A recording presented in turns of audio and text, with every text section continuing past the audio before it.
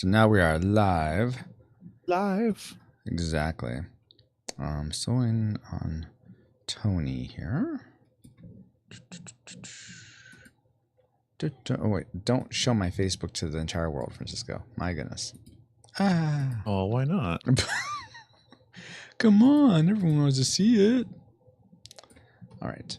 And I want to get the... Oh, I was going to try something where I'm playing music and seeing if I can make it so you guys can hear it also. So let me give that a shot real quick. It may not work, but I wanted to give it a shot. Okay. I want, let's see. I guess, no, let's see. Share screen. This one. Sure. Go live. Okay. And now tell me if you guys can hear this when I play it.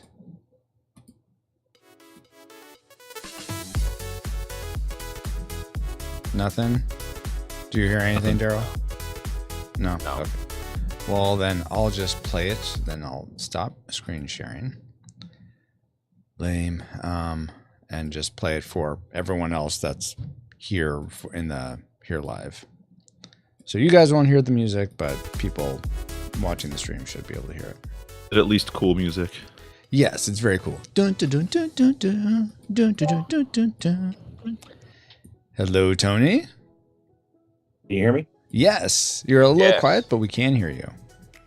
And having some computer difficulties over here. My apologies. No. Can you play this, Francisco? I don't hear anything, Dustin. Nothing's coming through the mic. No, I don't hear it. It's the Monty Python and the Holy Grail. I figured it was going to be something like that. Oh my gosh. But yeah, thank you for Francisco's favorite. Yeah, my favorite, except not at all. Favorite movie. Complete whole movie. Oh my goodness. I'm gonna say. So Tony, do you feel like you're ready, or still working out some things? No, I think I'm ready to go. Okay, awesome. I'm gonna go ahead and pray first, and then we'll actually start. Lord God, thank you for this morning. Thank you for these four. Well, you're here too. You're here in the fire with us, Lord. These three guys. For being willing to sacrifice their time to Playtest, Junkyard, Juggernauts, and I pray we all have a fun time, that ultimately you would be glorified in everything we do. And we pray all this in the name of your Son, Jesus Christ. Amen. Amen. Alrighty, so let me go ahead and, so you're all here, I'll start the game. Let's see. Is anyone here? Okay, that's going. Good deal. It looks like you guys just need to hit ready. Darrell and Tony.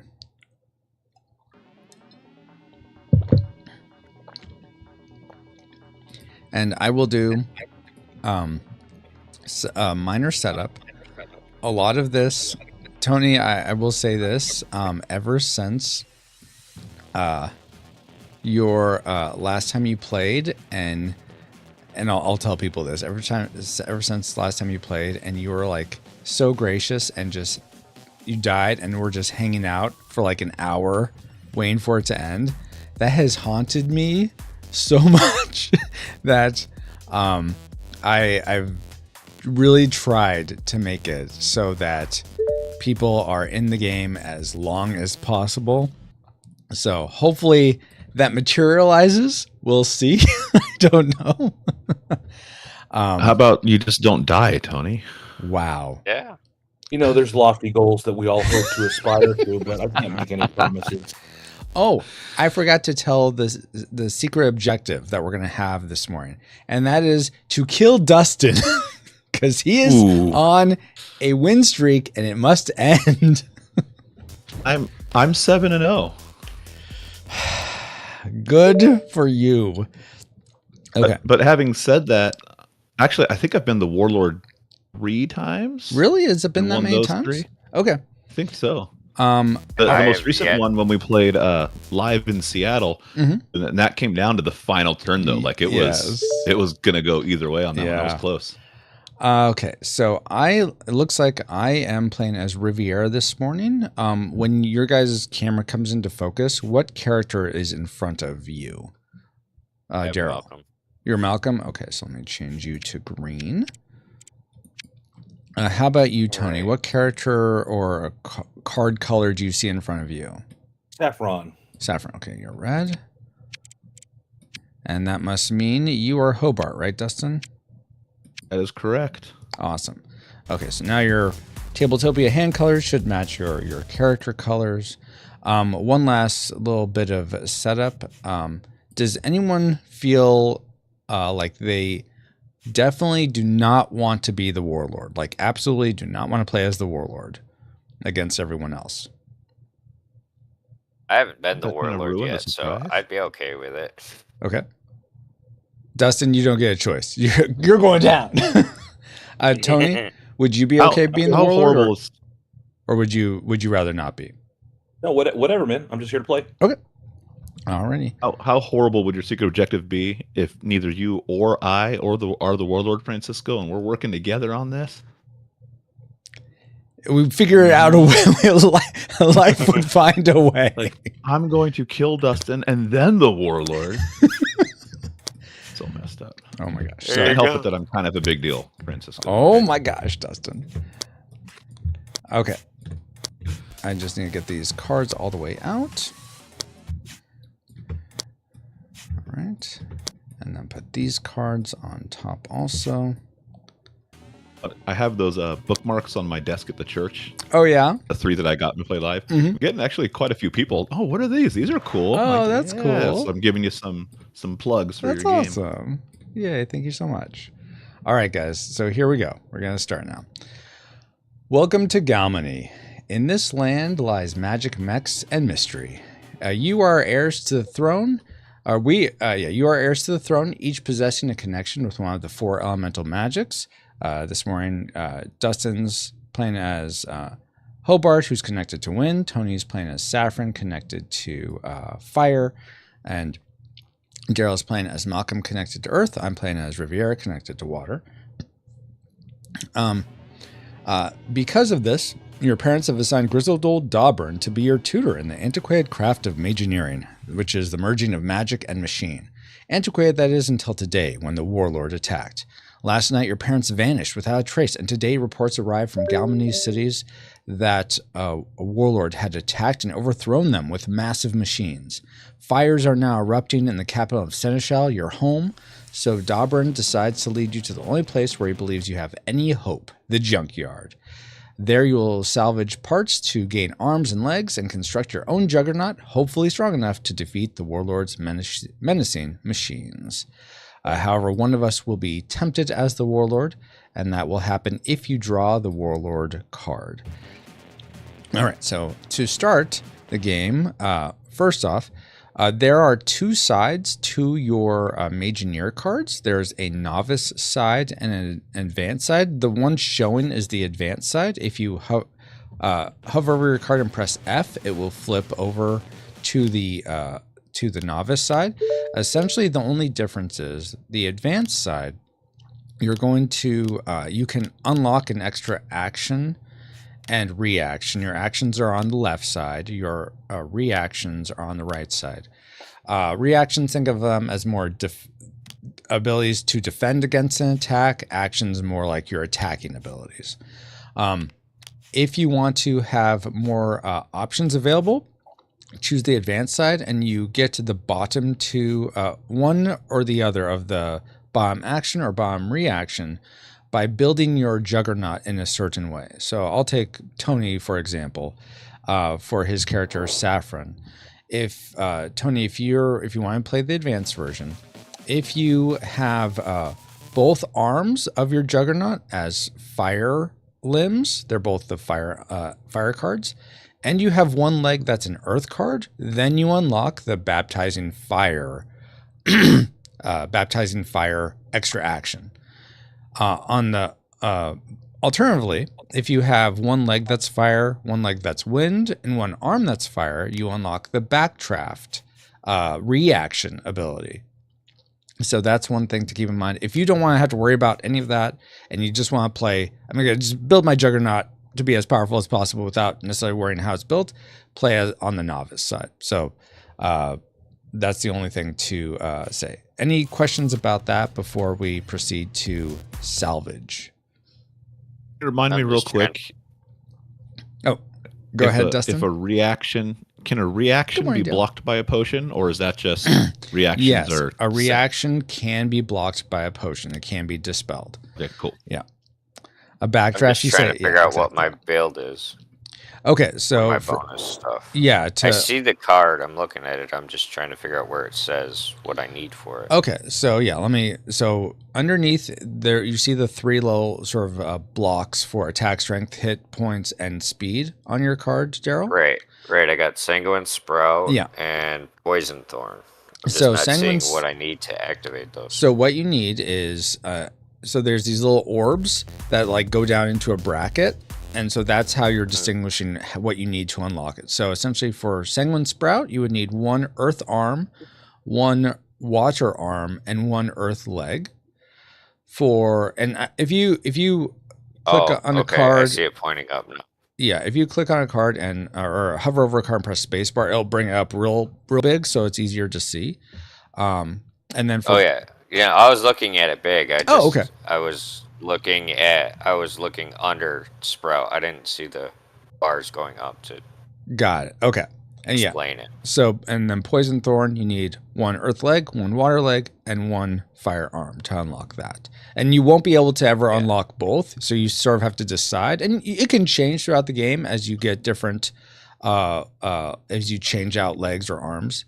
But that is how to read those options. Okay, so let's go ahead and start, and we're gonna start by salvaging parts in the junkyard.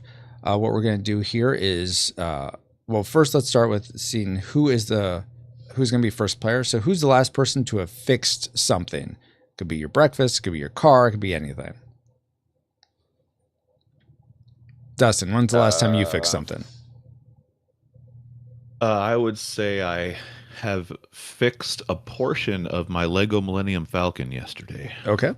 How about you, Tony? That counts as something. Me, I fixed a towel rack right before I came in here. Oh, okay. Darrel, do you have something to beat that? No, definitely not. All right. Then, Tony, you will be starting us off. And then it's going to go to Darrel after that, then me, and then Dustin will go last. And then we're going to snake draft. Dustin will go again, then me, then Darrel, then Tony, who will go twice. And we're essentially going to get, hey, good morning, Cran. We're going to get 7 cards in our hand. But how we start is Tony. There's, in this junk pile here, any of the face down cards, you'll take 2 and you'll keep 1. So you can hover over a card and press T to take it. Or you can just drag it down to the bottom of your screen to put it into your hand. And then just hit the space bar to see it, or the press T to take it into your hand. Don't flip it. We don't want to see it. Yeah. And then you're gonna choose which one you want to keep. Ideally, since it's probably been a while, let me refresh what you're sort of looking for in these. You want, for you, Tony, if you can get fire cards, that's going to give you access to more points, but really you want the highest card possible. So the highest power possible. So pick whichever one you want to keep. The other one, click and drag it back out somewhere on the junkyard, because you're not keeping that one. It's like you went up to the junkyard, you dusted off and cleaned off some pieces. Okay, which one of these do I like? Okay, I don't want to keep this one, so that one you leave out. Oh, and it stays face up, because now other people, when it comes back to you or anyone else, if you want to take a face up card, that's fine. You just take 1 card then instead of 2 cards. So it's like, do I like what I see, or do I want to push my luck and try to get something better that I don't see? All right. Okay. So you just went Tony. Now, Darrel, it is your turn.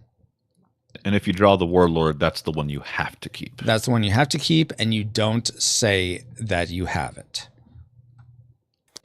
Let's see. Dale says, I fix nothing. You fix nothing.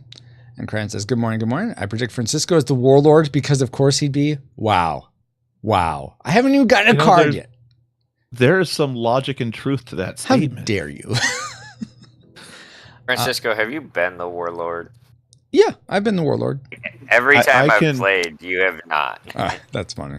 I can testify that I've successfully killed Francisco twice as him being the Warlord, and I've killed him 4 times being the Warlord. So, it's all good. Wonderful. Today could be the day, Francisco. I could go down in flames this morning. Oh my gosh. Okay, did you go, Darrel? Yes. Okay. And also there's 2 cards down there. The cards that look like they're in a W formation or an M formation, those are the torso, the Juggernaut torsos, which are going to be what you connect your arms and legs to. So you can draw them the same way as the other cards, but you sort of have some knowledge that those are the torsos. So if you want a torso, take one of those. All right. So I'm going to go now. I'm going to go with this one. And this one. Okay, I'm going to put this one back. All right. Now, Dustin, you get to go twice. I'm reading up on that torso real quick. Extra dice making it. Okay. Right, so I'm going to... And the lines on the torso are meant for when you're actually playing live, for you to write in the names based on all your parts. So they're not going to do anything in the context of Tabletopia, unfortunately. Right. I went once. Now I need to go again.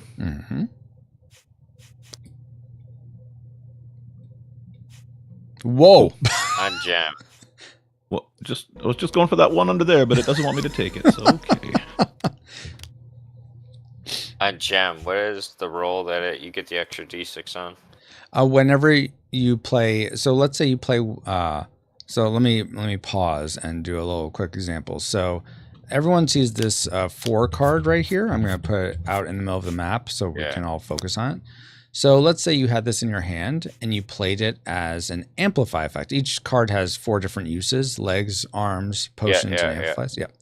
If you played it as an amplify effect, then it would essentially surge earth magic out into the land, and any limb that matches, limb or Mageineer that matches that element will get to roll a d6. Yeah. And so Gem gets to roll another d6 on top of that. Okay. Yeah. All right, so he went twice, so I think it's your turn, Francisco. Oh, yeah. Thank you. Yes. Okay. Let's go with you and you. Gosh. Fine. Put that one back. All right. Now it's your turn, Darrel.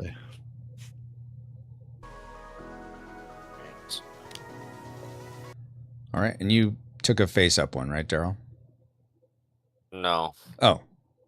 Oh, I just apparently double-tapped and took 2 real quick without meaning to.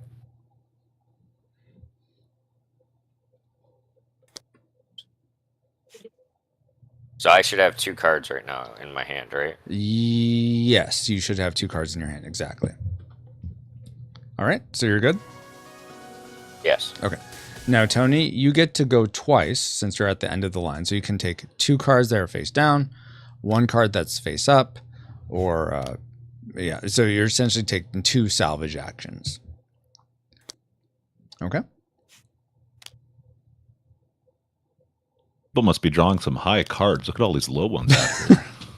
It's not me. I'll tell you that much. Sounds like something the Warlord would say. Oh my gosh. Don't worry, Francisco. You will forever be accused of that. Great. How wonderful for me.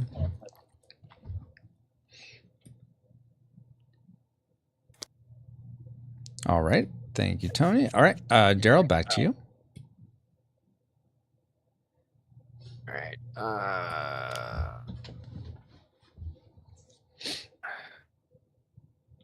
Oops. I did not mean to take Chunk.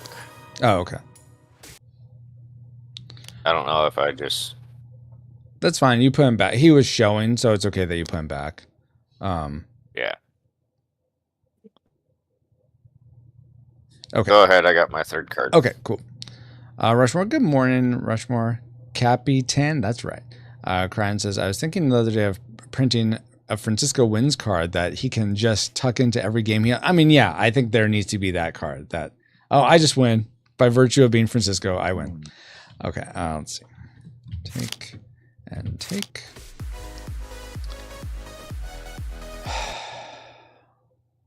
I mean, that'd be great, but it's not going to work. All right. All right. And then Dustin, your go. Ooh, I'll take that one as my first because me likey. All right, now turn number 2. I will take.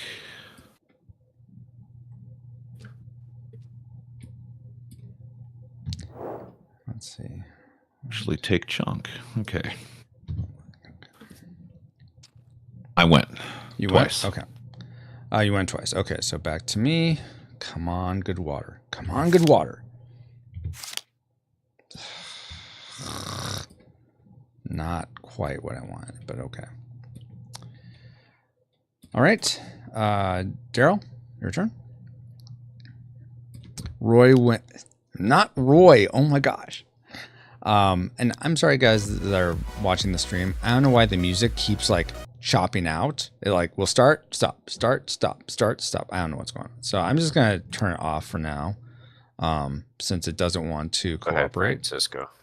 What was that? Your turn. My turn. It should be Tony's turn, I think. Or no, sorry, going the other way. Yeah. Or reverse it. No offense.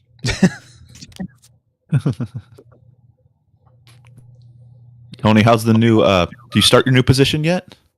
No, we start in September. We're just laying all the tracks for that. It's going pretty well. I saw the announcement on Facebook and was celebrating with you from across the country. Thanks, man. I appreciate it, brother. And that's are you guys becoming your own church or just? Yeah. Okay, very We started cool. as a kind of a satellite campus of our sending church, and we're going to be splitting off and doing our own thing. That's awesome. Wow. Yeah. All right. I think you should get one more card, Tony. One more? Because you're going twice, essentially. Oh, okay. Gotcha. All right. Then back to you, Darrel.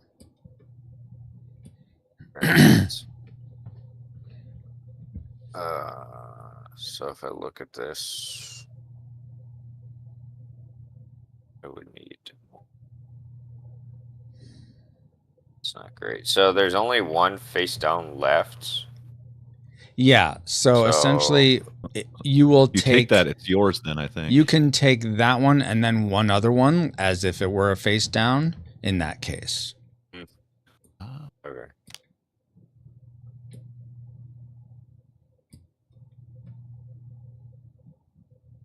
All right, I'm just going to pretend I picked one other one up because I like this one. Okay, all right, that's fine.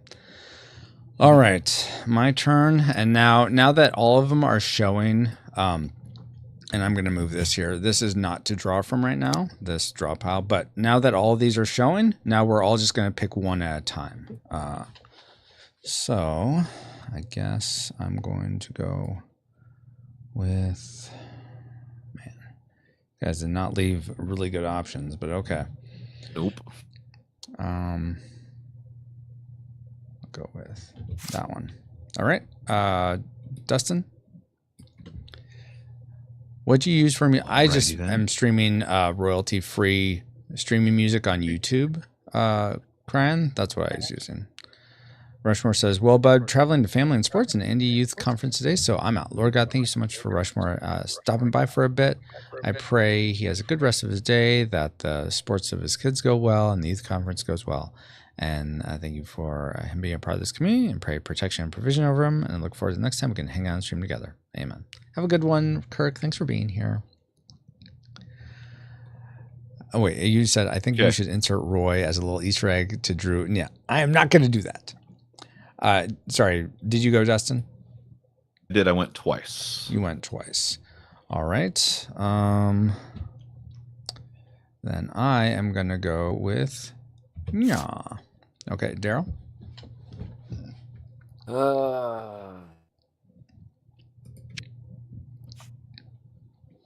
What is... So Twig essentially allows you to, whenever you're damaged, you can roll a die, and if you roll a 1, you won't get damaged. Like the shot goes between your legs, or because you're all spindly. Happen to finish Robot Jocks, Francisco? Yes, I did. I was actually really surprised. Did you enjoy it on the first watching? It's fine. It's fine. There are some things where I'm like, really? Okay. Oh, for sure. Like I said, as a kid. Okay.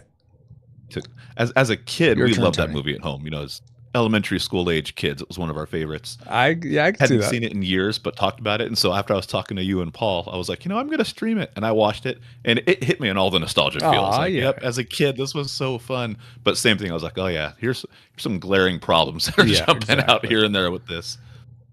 But I still like it. It's fun. Oh, good. Am I taking a card now? Yeah. These will be your last 2 cards, Tony. Gotcha.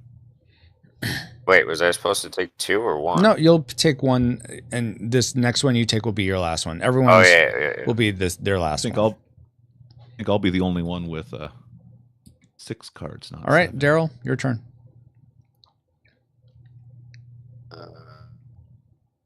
Battle Rage or Battle Rage. Which one will I use? All right. And now me and Tony, or I'm sorry, not Tony. Dustin, you get the last one. All right, guys. So now we all have 7 cards. Yep, looks like we did that right. I neglected to set up the cities, so let me do that real fast. Okay, Swift there, Port Powers there, Raise Hutch, right, yeah, and Headstone, right, yeah. Okay, so now how we build is we are all doing it at the same time. Build at your own pace. There's no rush. Essentially, put down your torso card first, and then you want to make sure your arms, when you add them together, they are less than your legs added together.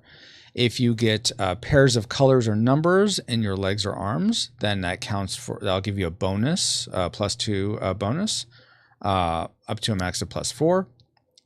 And for every point, I don't know why those should be sticking, Darrel. I'm not sure what's going. If you get them closer to the middle of the slot, they should orient. There you go. If you have for every card that also matches your Mageineer, you'll get an extra point of stats. But I'll let you guys go ahead and build. And if you have questions or need help, let me know. Let's see here. I'm going to do. What can I go for here? Yeah. Let's just go. Remind me. Do you want still didn't draw the right cards to unlock any of my special stuff? So sorry. What was your question, Tony? Just you want to match the colors of like the arm to the leg, or the legs to the legs, and the arms to the arms. The legs to the legs and the arms to the arms. To get those bonuses, the build bonuses. I still didn't draw the right cards to unlock my special stuff. Dang it. Well, you should have drawn better cards then, I guess. That sounds like something the Warlord would say. And wanting you can me to be still, all weak. You can still like get cards through questing and through fighting the Junkyard. So you're not like set with these cards for the rest of the game. I certainly hope I'm not. Let's see. Okay, then. And it's +5 if you match colors. If you have all the same colors, it's +6. So you'll take essentially 2 of the tokens. It'll be a +2 and a +4. But I don't think anyone's matching all colors from what I can see. So. No, but I've got 2 arms that are both grass. Oh yeah, so you'll get a +2 bonus for that, and then you'll get 2 more points that you can apply. That's your affinity bonus because they match your Mageineer. So you'll get to put those into anything. But the +2 that you'll get here, I'll give you the little +2 icon. The +2, you choose whether you want it to apply to your attack or your speed. And then it's going to be stuck there for the rest of the game. So choose wisely. Okay. Let's see if I do. So that puts me currently at 14 up in my attack. Yeah, we'll do this one and this one.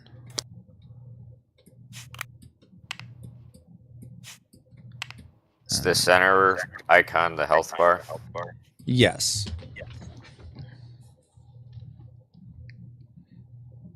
Yeah, that's why I usually have those on the card.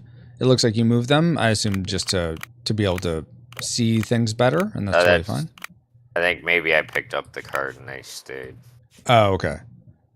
Well, I can put those back for you then. It's a +2 for matching, right? Yes. Let me come over to your side, Tony, and I'll see what you got here. So you will get, Tony, you'll get actually +4 because you have your arms matching the element and your legs matching an element. Real quick though, let me see. It looks like you have a 9 and a 6 in your arms and an 8 and a 5 in your legs. So you're top heavy. So you need to actually maybe put the 2 blue cards as your legs and the 2 win cards as your arms, because you have 15 over 13 right now. For Jeff.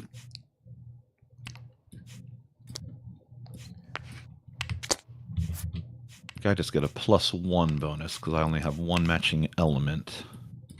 No matching numbers. Yeah, so you put that into any of those stats. And then Darrel, put your extra 2 points into any of your stats? Yeah, I put it in my attack, so I'm at 14 in my attack. And I was having trouble clicking my icons when they were on the card. So. Oh, really? Okay, interesting. Maybe because I screwed around with it, it's getting mad at me. This will show you for doing that. So 14 plus 17, so my health is 31. Okay, and I get 1 Did I do that right? Counting the +2 as part of my health or not? Let's see. So you got 17 speed. You got 12 attack strength. And then the +2. So you don't actually put that into the number because this may come off. So I mean, you can. Okay. Yeah, I would suggest just leaving it and always leaving this as 12 and always adding the. Yeah, there you go. So then 12 plus 17, that's 29. So 29. 29. And then you're going to put the 2 extra into your HP? No, I put it into the attack. Okay, so then your attack would be... I put it into the attack, so I was adding that into the health, too. Oh, see, yeah, that's another reason. The build bonus doesn't apply to your health. But you get an affinity bonus because you have 2 limbs that match your Mageineer, Malcolm. So you can put 2 more points into anything. Oh, let's put them over in health. It's always good to have more health. And then, let's see, and then I get, let's see, here and there. I get one of these +2s also. I'm going to put it into my, let's see, put into my speed, I think. All right. Dustin, are you all built up, or are you still need? Yeah. Okay. No, I'm built, and you don't have a +1, so I just added 1 manually. To exactly. The fame bonus you do 1 manually. Tony doesn't get an affinity bonus because he has no limbs matching. Okay, so one more detail with the stats that this is new to everyone, I believe. So on your Mageineer card, I'll look at Dustin's, for example. On those 3 spaces for attack strength, hit points, and speed, it'll say like attack strength plus, and then there'll be a little guy icon with a 1, a 2, or a 3. Those are your base stats of your Mageineer. So for Hobart, he has a base attack strength of 1. He has a base hit points of 2 and base speed of 2. You can go ahead and apply those numbers into your stats. So so Dustin, you'd increase your attack strength by 1, your HP by 2, and your speed by 2. Tony, I think for you, you're going to increase your attack strength by 3, your hit points by 1, and your speed by 1. Saffron's a power hitter. All right. And I'm a health guy. Yes, you're a health guy. 1-3-1. And Tony, your HP is your all 4 limbs added together. So it's going to be 13 plus, I think that's 28. If I'm doing the math right. Yeah. And then 29 because of your base health. So, yeah.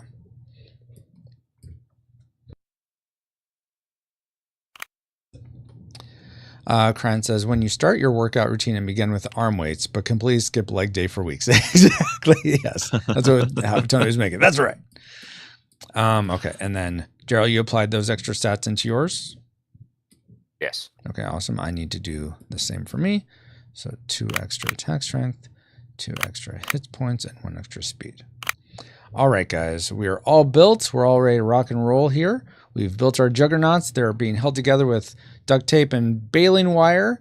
So as we move through Galmenni, as we rest and recharge, we'll have opportunities to increase our stats even past what we are originally starting. So don't be flummoxed if your HP raises all the way up to 100 or something, or your attack strength is all of a sudden 50. That can happen.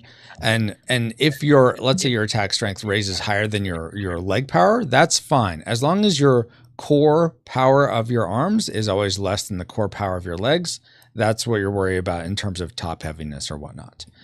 But now that we are all ready here, can everyone share what their current speed is? Like mine is 12. What's yours, Darrel? 17. Tony, what's your speed? Wait, core or your whatever the number is on your card, or on your wherever the number is. 17. 17 for Tony. What's yours, Dustin? 20? Yes. Okay, so Dustin's going to go first, and then it's just going to go to the left. So Tony will go next, and then Darrel, and then I'm going to go last. All right, so how we start is we're all down here at the Galmenni Junkyard. That's where we're all starting. This is how movement works. Every one of these little colored circles on the map is a map marker, and all of us can start by going up to a maximum distance number of map markers of 8. Now, so let's say Dustin is going first. He wants to move 1, 2, 3, 4 to the City of Swift. Let's say he wants to fight the junk golem there. Great. So he could do that. However, if he wanted to, let's say, move up to this quest up here on the coast, he can't do that because he can't move through a city that's enslaved, that has a junk golem token on it, or through a closed gate, a city with a closed gate on it. So even though his maximum movement is 8, he can't move 8 really. He can only move up to where the cities are closed off. So that's movement. One other thing that's new in movement is if you ever want to, let's say, actually let me pause. Is that clear how movement works? Just on the basis of that, you're counting how many of these circle spots away you need to go. If that number is lower than wherever your movement track cube is, you can move there. Does that make sense? Mm-hmm. Yep. Okay. Yep. All right. So let's say that this token was gone and Swift was open. And let's say Tony wanted to get all the way up to, let's say, Port Powers. That would be 1, 2, 3, 4, 5, 6, 7, 8, 9. Oh, that's too far away. He can't get there in one turn. Except he could if he wanted to do, if he wanted to exert himself. So anyone can do a move on their movement turn. They can exert themselves. And how that works is, let's say Tony's down here. He wants to go all the way up to Poor Powers. What would happen if he did that is it would drop his movement cube all the way down to 1. Actually, first off, he would look at wherever he was on the movement track. Let's say it was 8. He would have to reduce his HP by 15 minus wherever his movement cube track is. So let's say it's at 8. He does 15 minus 8. That comes out with, if I can do my math, 7. So he would take 7 HP, he'd deduct his HP by 7. So he'd do that. He'd move his movement track cube all the way down to 1, and then he could move that many spaces away, however far away he wanted to move. You can, even if you're down at the 1, he could still exert himself, but then let's say he wanted to move from Poor Powers all the way back to the Galmenni Junkyard. He could do that in another exertion, but then he would take 15 minus 1, so he would take 14 of a health deduction. So the lower you are on the movement track, the more painful it's going to be if you exert yourself. So keep that in mind as well. That's the only other thing that I think is new to everyone. So, and if any part of this is like, I don't understand how this works, by all means ask. I know I'm throwing a lot at you and you guys I didn't have rules for you guys to look at. So totally get that. If you have questions. I think we'll go ahead and start there though. So Hobart, Dustin, you can go first. Let's go. All right. Well, my classic move that I think I've done almost every time I have the first chance. Don't destroy Swift. Destroy Oh my Swift. gosh. Every time. Absolutely. All right. So we got to move your thing there first. Hold on. Don't flip that. I clicked on Swift. That was my bad. No worries. All right. So Hobart, I am purple. Oh my gosh. Why is it doing that? That's what it did for me too. All right. There we go. All right. So you're going up there. You're going to try to attack Swift. So let's get the Swift card down here. All righty. So when we remember, how do I rotate face down on the screen? How do you rotate face down? To rotate the screen, you right click on somewhere on the brown board area and move your mouse. If you want to orient the camera to just look straight on the map as if you were looking at an actual map, press 0 and that'll orient so that you're just looking straight on the map. And if you ever want to go back to your starting Juggernaut position, press 1 and that'll go back to your normal camera angle of the starting position. Yep. Okay, so Swift. All right, so we build out this junk golem by getting the top card of the draw pile, flipping it over. All right, this guy's fast. Oh my goodness. All right, maybe he'll be weak. Oh my gosh, Dustin. Wow. Well, now it's a party. Okay. Yeah, geez. Okay. And then a 3. So this guy has let's see, what is this? HP of 23. He has a speed of 20 because it's doubled. He has an attack strength of 13.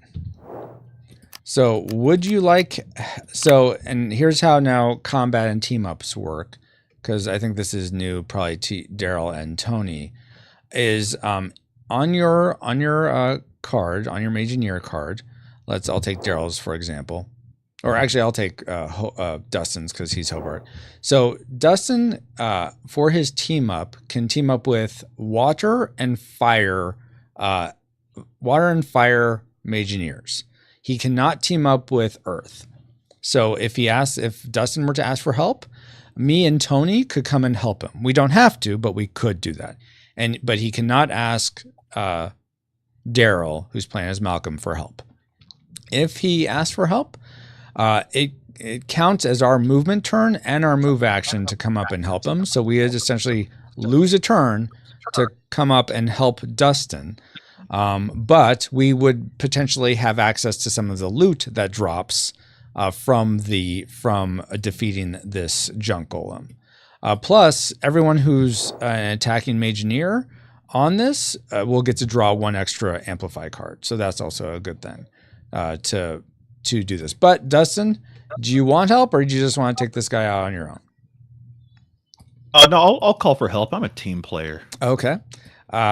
So are you just asking for me and for both me and Tony, or just one of us? Now, if I call for help, I don't have to use my team up, right? Because you don't. My team up is essentially nothing right now. There's no junk pile. So if you reread it, I've changed that. Junk or draw pile. Or draw pile. Okay. Yeah. So it's essentially. Okay. Yeah, I will. Oh, go ahead. I will summon both of you if you want to join me. Take on Swift. Okay, I will definitely come and help. Tony, I'm expecting him to have this arm man, massive arms. Tony, do you want to go help, or do you not want to? 100%. All right, so move your little red meeple up to the right there. All right, me behind, guys. Sorry. I was totally expecting, honestly, to have the speed on this guy for sure, just because I have 20 speed, so I knew he double speed. I can match his speed. I was just really hoping he wouldn't have a 10 as an arm. Man. All right, so here's how, since there's 3 of us here, the initiative, you'll say, goes by speed. So since Dustin, you have the highest speed, you get to decide what you want to do first. You can initiate a team up where me, Tony, and you all do our team up action together. It counts as one action. Oh, I forgot that this guy does have 1 potion. So if he's gonna die, he will use his potion to dispel it. Otherwise, he'll keep it for damage. So if you initiate the team up, you're on the hook for dealing with dispelling and overpowering that potion. But you could do that, or if you just want to do a different action, you can do that as well. Okay. I think, let's see, let me look at your team up, Francisco, see what you do. Oops. I'll read it. My team up is if the defender, the junk golems, number of potions is less than the number of team members, so there's 3 team members, and he only has 1 potion, so that is the case, they'll give 5 health points to each member. So essentially we'll suck him dry of 15 health points with my team up special. And then Tony's defended damage HP with 10. The defender's unstable destroyed. You pick the limb. I think if we team up, we're going to kill this guy. I think a team up would wipe this guy out and give us some health too. I think. All right, so let's do it. Let's go for it. All right, so we'll go in sort of these all, like if you're thinking if you're watching a movie, we would all be doing this at the same time. Since we can't all do it essentially at the same time, we'll do it in order of initiative. So. Or of speed. So Dustin, do yours first. So flip over the top 3 cards of the draw pile and let's see what sort of damage output we get. So what's your Junknado is going to do 17 damage. Nice. And then we're going to add that to Tony. Tony, I know what it is, but I'm curious how well it conveys on the card. What does your team up special add to the damage output? Give me just a second to my where am I? Okay, team up with damage defender's HP with 10. And the fist is your attack strength. That's what that icon is. Correct, yeah. So that's my attack strength plus 3. Plus 3. Your attack strength plus 10, I believe. Oh, I'm sorry. I'm just looking at what it's in the card. I'm sorry. Yeah, my attack strength plus 10. Yes, plus 10. So 20. 28 plus the 4, I believe. Because you have the 4 icon for your attack strength, or the plus 4 for your attack strength. Is that right? I think so. I might have done my math wrong then. Oh, because was I supposed to add? I thought I added the 4 to the number. Oh, he did. He should have 13 on attack. Okay.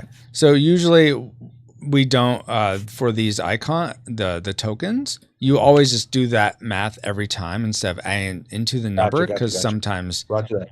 Yeah. So you can just remove that. Yeah, exactly. 13. Okay. So then I need to move my speed down too as well. Well, so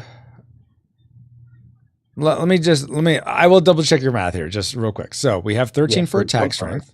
Yes. And then you get +3 for your base attack strength for Saffron. So that's 16. Okay. Hit, and then we'll do speed next. So that's 15 plus +1. 16.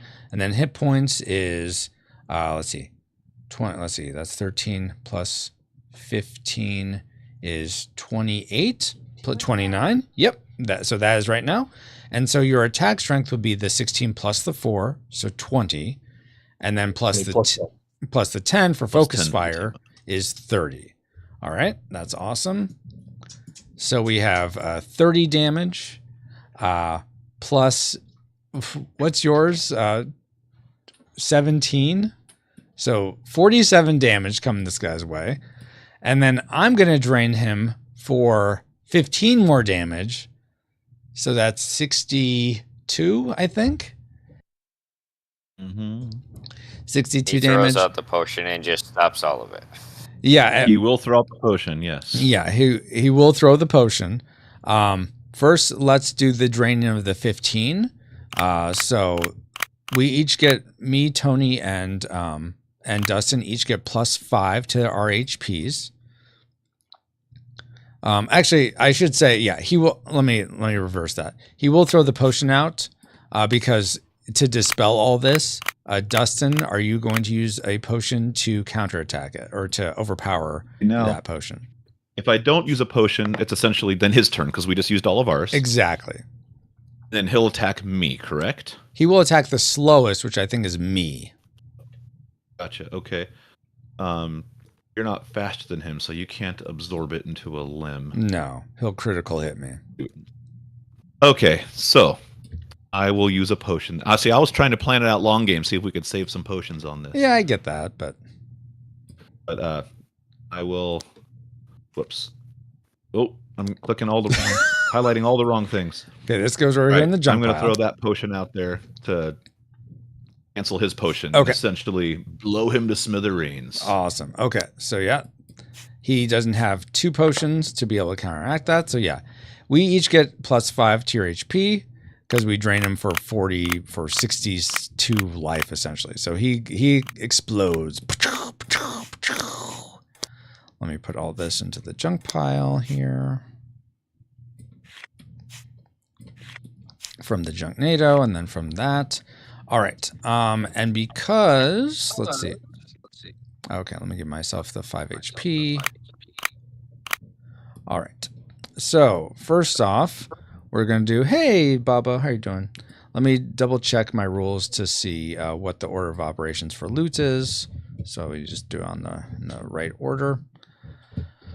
So we want... And as I'm rebuilding right now, potentially swapping a limb out, I still have to follow the arms and legs weight rule, right? Yes, correct. Okay. All right. So first we're going to move the Warlord power multiplier up 1. Then we're going to remove, none of us got disabled limbs, so we're all good there. We're going to remove 1 closed gate token from the from Seneschal. So now we're going to add these 2, or no, we're going to add 1 of those onto there. And then we're going to put this one back, this corruption back. So this is now loot, this potion. Okay. Apply the freeze save boon. Okay, so we each get to draw 1 card. So I'm just going to put a card in front of each of you, and you can put that into your hand. And now, let's see. You or the team leader if team up killed. Okay, so now we have to figure out who the team leader is of the 4 of us. Okay, so Dustin, you're the team leader. So because it's a team up special, and that's sort of appropriate anyway, you get to decide how the loot is distributed. So you have a potion, you have any one of these limbs, and you have the junk golem body to appropriate. So who takes it? I mean, and you can take it all for yourself, but... Yeah, I know. The bummer is the Warlord's going to get a 10 power limb here regardless. Yes, they will. Ooh. How do I keep Francisco from getting overpowered? Real question. Is that an implication that I'm the Warlord? Always. Oh my gosh. All right, let's see here. So I'm trying to think strategically on my build as well. You know, the possibility of me being the Warlord is only 25%. It's because there's 4 of us. 25% plus host bonus. What did you say, Darrel? Plus what? Plus the host bonus. Oh my god. Yeah. Wow. Suede says, I'm the Warlord. Oops. Why'd you give it away, Bobo? Drake says, that sounds like some of the Warlords would say. Oh my gosh. Why don't you decide who gets the potion first? First, all right, let's see here. Let's see. Francisco, just a gesture of goodwill, because I know you're trying to kill me this whole game. I'm going to give you the potion. You know what? Now I feel less like I want to kill you. I feel better. I appreciate it. And then I'm gonna take this 10 card for me. Okay. I will before you decide that, I will comment that since you're the wind Mageineer, the wind junk golem, if you try to convert that into a golem guard, you'll have a better chance because it matches your element. So this is the only one of those. So you could still take the 10 limb too, but if you're trying to be magnanimous and share everything, you might want to take the junk golem and then give Tony a limb. I see. That's a 10, and I want the 10. Okay, then take the 10. I'm going to take a 10, and I'm going to give Tony this Junkyard Golem doggy. Oh my gosh. This is pet. So Tony, this is a little different than last time. Essentially, on the back of all these junk golems is this golem guard, which you can make these. You can convert a junk golem into a golem guard at any of the villages. So there's a village right above the Galmenni Junkyard, and there's 2 villages up near Port Powers. To convert a we'll get I'm not going to go into all the minutia right now, but essentially you need at least 3 potions and to be at a village to convert a junk golem into a golem guard. So if you ever get to that point, you'll do that, but it essentially gives you a couple extra, like absorbing all the damage. They can also attack a little bit, and they can essentially just die in your place. So it's a good sort of fallback against damage.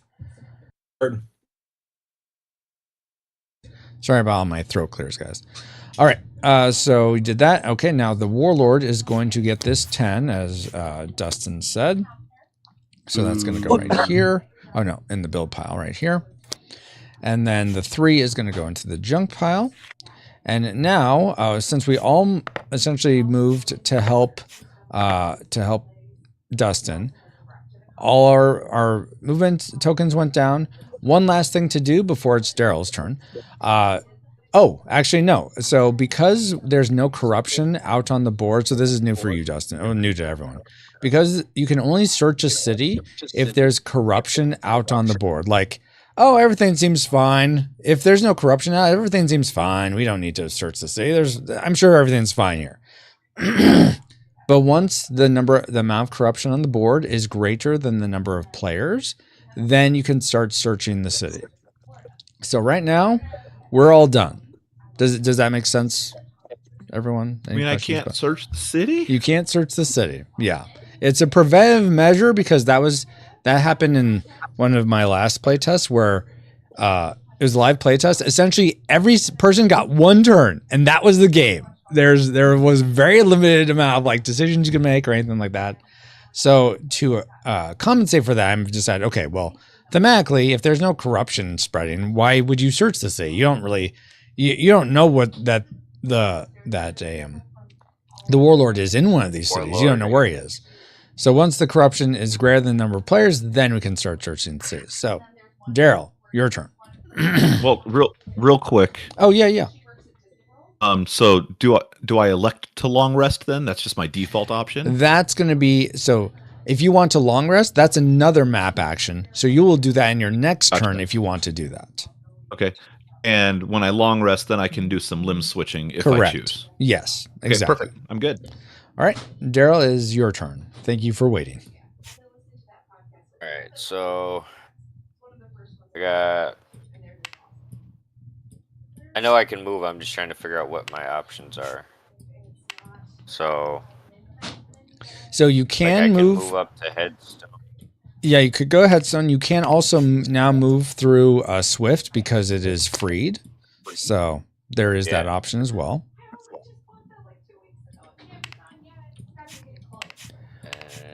And to go up to Powers is kind of far. Yeah, you would have to exert yourself if you wanted to go all the way to Port Powers. I think on a strategically, if we save Port Powers for later, his multiplier is not nearly as devastating as the other two guys' multipliers because they get stronger the more Junkyard kills. Yes. And also if you are looking to just upgrade yourself, you could go do a quest. There's the quest in Lava Sands. There's the quest at Swift. There's the quest even in the blue quest by Port Powers you can get to. You could go to a brigand camp. You're going to go there? Okay. I had forgot about the quests. Yeah, no worries. You will, move your cube down 1. Because you travel through Lava Sands, there's these arrows that say if you go across this path, you'll take -5 to your HP. So you'll have to deduct your HP by 5.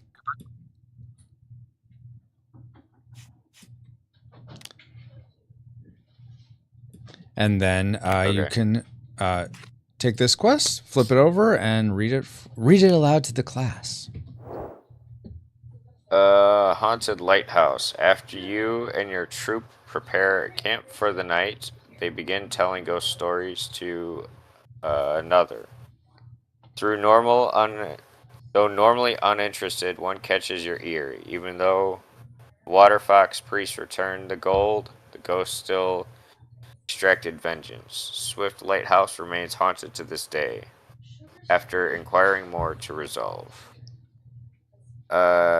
Choose one. Pour out potions. Potion D6 as a peace offering, or cause nightmares.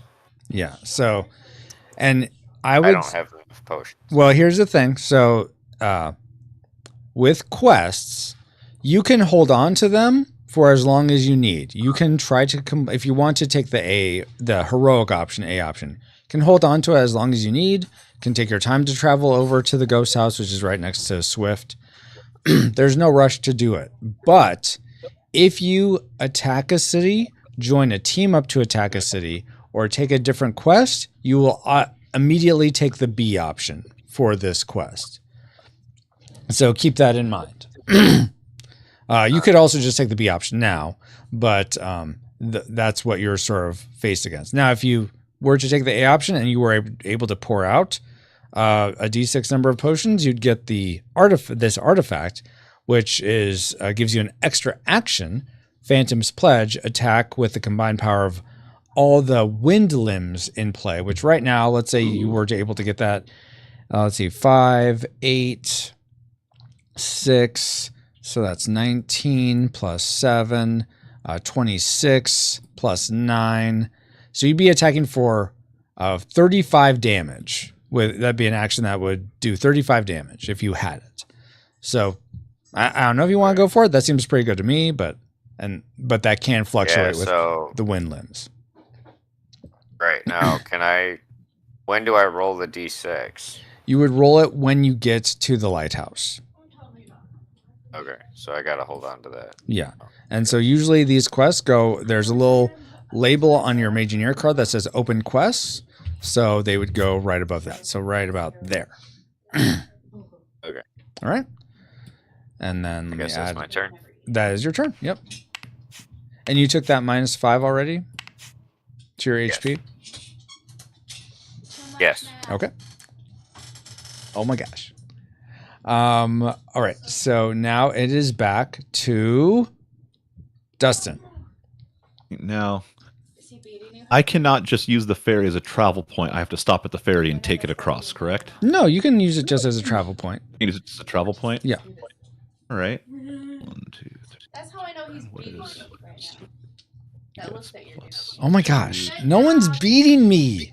Yes, they are. I just don't want to do it. Dustin? Good job, Dustin! Thank you. He said, oh, come on, cheer for your father. No, he's not saying that. He says you're going down, Francisco. If I was listening, I imagine that's what he would say. Oh my gosh. Cryan says, if you're about to lose, just join the Warlord at the very last second. It won't disappoint everyone at the table. Trust me. So that's going to be different now. The whole pledging fealty won't work because the Warlord has a way to tempt people to join them. So I'm getting rid. I think for now, at least, we're getting rid of the pledge fealty thing. You got upset that I won last time doing that, didn't you? Oh, that's true. That is how you won. But that's exactly why I took it out. All right. Okay. Can't have that. I think I'm going to long rest. Long rest. Okay. And I'm going to I switch out a limb. I just put one in my hand and replace it with one of the pieces that I picked up, correct? Yes. Okay, so I'm going to take you. Okay. Put you down there. So your speed is going to go up by 2 because you take the difference. And your HP is going to go up by 10, plus the 10 for the... Oh, and this is a little different too. You get 10 for the recharge of your Juggernaut, and you get whatever your base health is also. So your base health is 2, so you get 2 more HP also. And since I gave myself another wind element, I get another +1 anywhere I want, correct? Did you... Yes, you did. Is that why you gave yourself an extra point in HP? It looked like you've clicked it up. No, I gave myself 10 and then 2 more on HP. Mm-hmm. Oh, I gave myself 3 by accident, didn't I? Yeah, I think so. Okay. One for you, and I'm going to give the other one the attack strength there. Looks good. Okay. That is my long rest turn. All right. And Can it move goes my back move up to track 8. back up. Yep. All right. Tony, it is your turn. So here are your options. You can move and go somewhere else and do something else. There's you could do the quest right here. You could go to Elderkin Ark and sacrifice a limb to gain a boon. You could go to a brigand camp, gamble with them. You could go up to you could go to another city if you can move 5 away, so you can go to anywhere within 5 range of you. Or you could do what Dustin just did and long rest. That will give you 10 plus 1 HP, so 11 HP. A recharging of your Juggernaut and rest of Saffron. And if there's any cards in your hand that you want to switch out with a card in one of your Juggernaut limbs, let's say you have a 10 fire and you'd like to put that in as one of your legs, you could switch that out and you just take whatever card that's on your Juggernaut and put that back in your hand. I'm gonna head up here and do this quest if I can. Okay, awesome. So 1 second before you do that, because my daughter needs something.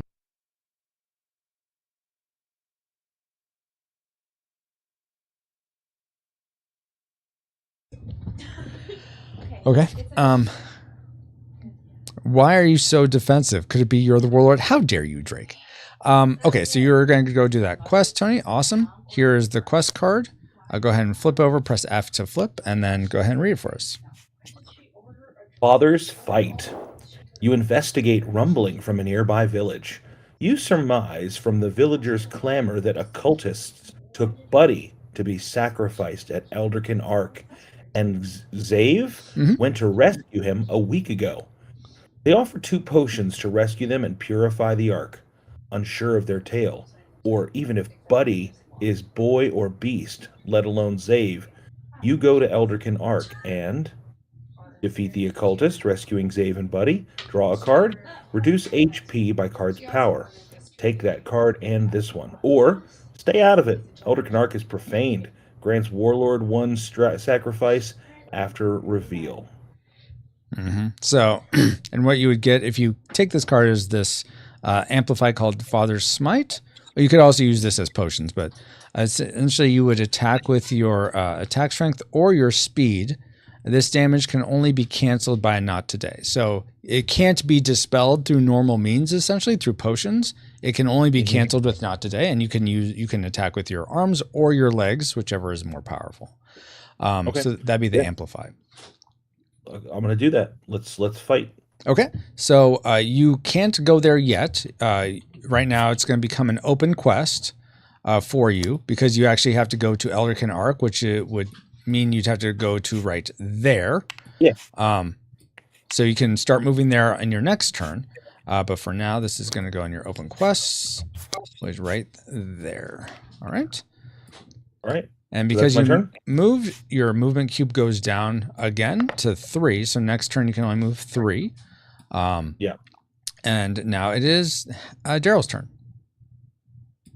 All right, so I needed to go to Swift Lighthouse. Yes, Can which I is make it there? right over here. It's right next to Swift. How'd you get there? Do I have enough move? I mean, you can't go I'm just through. trying to figure out if I have enough move.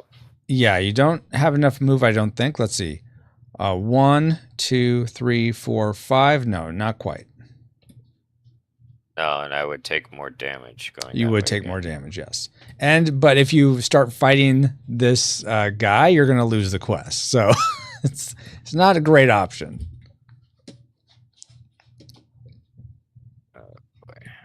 So I can't really go anywhere right now. I mean, you could go back. Well, you could. Oh, go ahead, Dustin. I was thinking he could head over if he wanted to what are those two? I'm looking at the map to see exactly what those two places are right there. Those are quest locations. So never mind then. Yeah. I have no input for it. Yeah, so here are your options that really equates to this. You can go to you have a few options. You can go to Headstone, fight the junk golem there, hopefully win, lose your quest though. That goes away. You'll take the B option, which I think is you'll take -1 HP. You can go down to the village where at the village you can rest, so you will get your base HP back. For you, I think that's 3, so you'll get 3 HP back. Yeah. And your movement track will go down 1, but it'll go back up 1. So you could do that, and then your next turn you could make 1, 2, 3, 4, 5. Then your next turn you could get to Swift. You could long rest, get really charged up, and then do the lighthouse. However, I think you're in a here's why I'd say, because you have very few potions, because it's whatever's in your hand. I don't think it's necessarily worth keeping the lighthouse. I think it might just be more worth it to go and take on Headstone. Yeah, that's kind of what I was thinking. Okay. All right. Yeah, I move that down 1, and then you'll lose this quest and only take a -1 because you had some bad nightmares. Ooh. All right, and let's. Scary. Yeah, very scary. And let's see what this junk golem has in store for you. Hopefully, it's better than the last one. All right, so we have 9 speed. Oh, and we're out of. So we're gonna flip over the junk pile, shuffle it, and then that's gonna go back in here. All right. So now we have a 2 for arms. Oh, he's got little arms. And a 3. Got big head and little arms. Yeah, pretty much. Big head and little arms. Oh my gosh. So his attack strength. Oh, you all have to take you'll have to take minus 10. That's the debuff you're going to have. Minus 10 HP, Darrel. Hopefully that's not killing you. You have 28. Okay. So you're not going to, that won't kill you. He has an attack strength only of 10, which isn't crazy.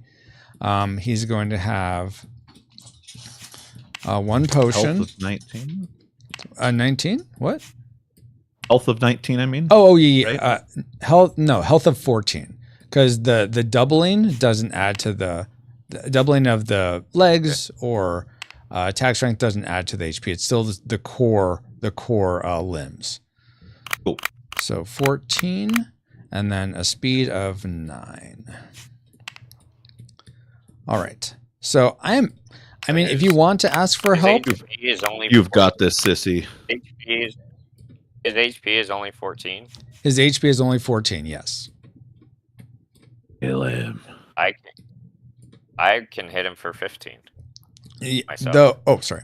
Keep in mind that you will have to deal, if he's going to die, he will use this potion, so you will have to dispel it or just be ready to have 2 rounds of combat, so whichever.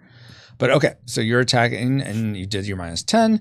We did double his attack strength. All right, so what are you going to do first, Darrel? I'll swing. Swing? Okay, and what's your attack strength is 15? Was that right? Yeah, because it's 13 plus 2. Okay, so 15. So that will kill him if he doesn't use his potion. So he'll use his potion. I should have reset this before. So it'll cost you. So he dispels your action for 1 potion. It'll cost you 1 potion to overpower it. That's fine.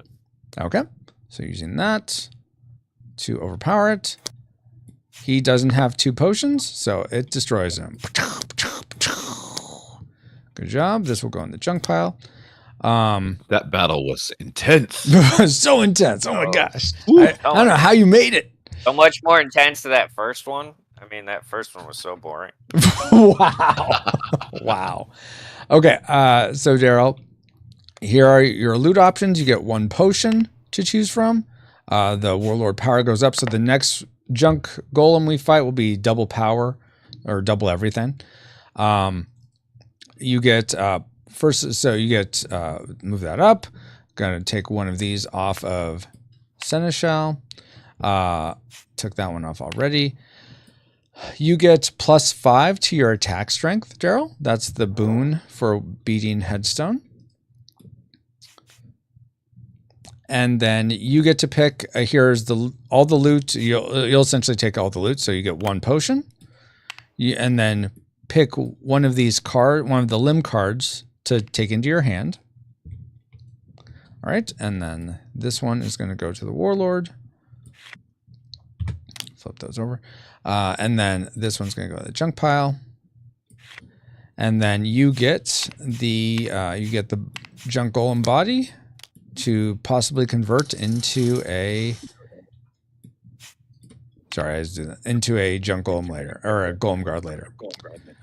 Well done, well done. All right, now it is. It's still not corruption out yet, though. Corruption will come out this next turn. So, all right. So we can't search the city yet. So now it's going to be my turn. I am going to go. Let's see. I'm going to go to Eldritch Arc. Go down 1. I am going to sacrifice my 2 arm. Sacrifice that. And get +10 to my attack strength, because that's what you get for sacrificing a firearm at Eldritch Arc. So +10. And I am done. So now we have to spawn corruption, because Dustin just had to long rest. And so after everyone's turn, if anyone is on the 8th row, then corruption spawns. So here's where corruption is going to spawn. It will spawn 1 there. It will not spawn on this road because it spawns around closed gates, unsearched cities, and enslaved cities. But it won't spawn on roads that are connected to a Mageineer. But that one, And one more. And that one. Okay. Alrighty. Does that not count with me there as because I'm in the village? Well, you freed the city, so there's no reason for it to spawn next to you. Right, I just meant this one. There's a ferry. There's a map marker between. There should be another one up there. Good point, Dustin. All right. So I heard someone say something. What? Is Saren Shell open now because we killed 2 golems? There's 2 left. There's 2 tokens left. So it's not open yet. There's 4 closed gates on Saren Shell. By completing a heroic quest, you take one off, or freeing a city, you take one off. All right. Gotcha. All right, so now it's back to Dustin. Now that we've spread corruption. All right.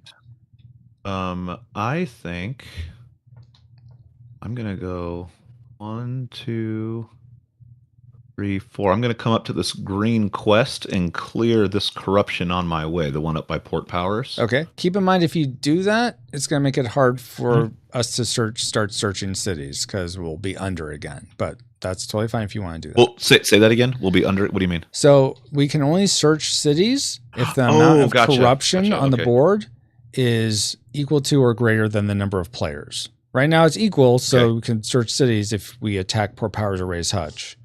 You can still search cities after, even if there isn't corruption, after all the cities are freed, but you can't start searching until all the cities are freed or there's more corruption or more equal corruption on the board than players. So right now the Juggernauts get double, correct? Double, yes. So that junk golem's going to get... Yeah, not Juggernauts, but the junk golems get double, yeah. Sorry, the raised Hutch is going to get quite a bit of HP. Yes. He'll double, and if let's save him for last, he'll quadruple his HP. Mm-hmm. I'm seriously lacking in the potion game right now, which is me not like me. I usually pride myself in gathering so many potions throughout this game, and I just have nothing right now. It's driving me crazy.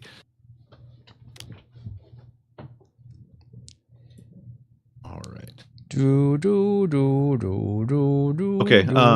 I do want to do a quest. I think that's one of the best things I can do right now. Okay, that's fine. So, can I just move down? This quest is still open, correct? I believe so, yeah. Tony did this quest up here. Darrel did that quest, so yeah, that quest is still open. Okay. I'm just going to move down right here and check out this quest. Oh, sorry, Tony. I was trying to put the disabled token on that, then move it. There we go. All right. So I moved my movement down. I'm going to take that quest. All right. Fire rock eggs. Monks from a fire owl monastery wave you. I think I get this quest every time. Wave you down for help. They lament on how the Warlord stole their sacred onyx eggs, no doubt using their power to suppress Headstone and the other cities. They request you search lava sands for fire owl nests and procure them new eggs for their rituals. You set out, promising to return. Roll 1 die for eggs and reduce HP by double the die or by 2 die? By 2 die. By 2 die. Then, in A, if 3 or more eggs are found, return them to the monks who share 1 egg and its power with you. Take the card. Keep any number of eggs found. These become potions or 10 HP each. Then discard. Oh, here's my opportunity to get some potions. I guess, if you don't want to get the action, but yes, here's your opportunity. The action is disable up to any 3 fire limbs of any 3 fire limbs, or destroy 1 fire limb. Okay. First, I got to actually on my next turn make it over to the fire rock, though. So this essentially ends my turn right now, right? You still will roll the die because that happens before you make a selection. Okay. So roll 1 die for eggs. Where's the die? There we go. Just going to take that one right there.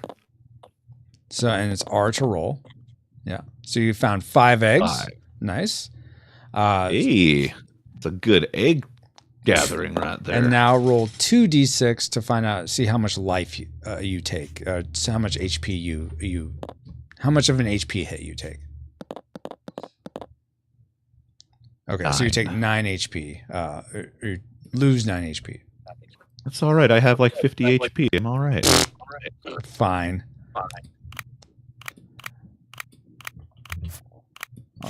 So there is your open quest. So yeah, you have to make it back to, there's a little temple right above on Lava Sands. That's where you have to make it to complete the quest. Right. We're missing a die. So. Alrighty, so that's your turn. And you moved your guy down one? I did. Your token? Okay. Tony, it is your turn now. I'm going to do one of them rests. I'm going to long rest. Okay, so you have to move to a city to do that, which you can do. Oh, I do.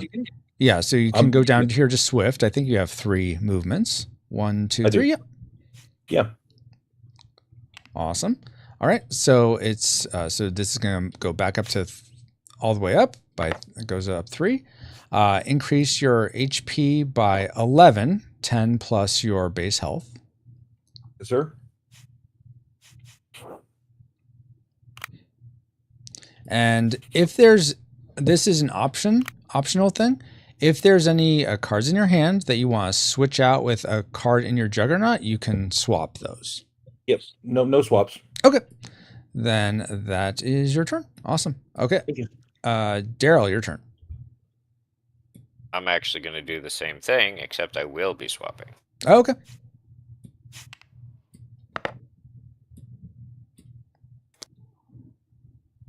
So what card was there before? 8 water. An 8 water. Okay, so yeah, your speed will go up by 1. You take the difference. And then your HP will go up by 9. 9 plus. So hang on. I go up. So my speed is now 19. Mm-hmm. And your HP should be My 27, I think. Right, and then do I get the... Then you get the rest and 13? recharge. So 10 plus your base health, which I think is 3. So 13 more HP. Here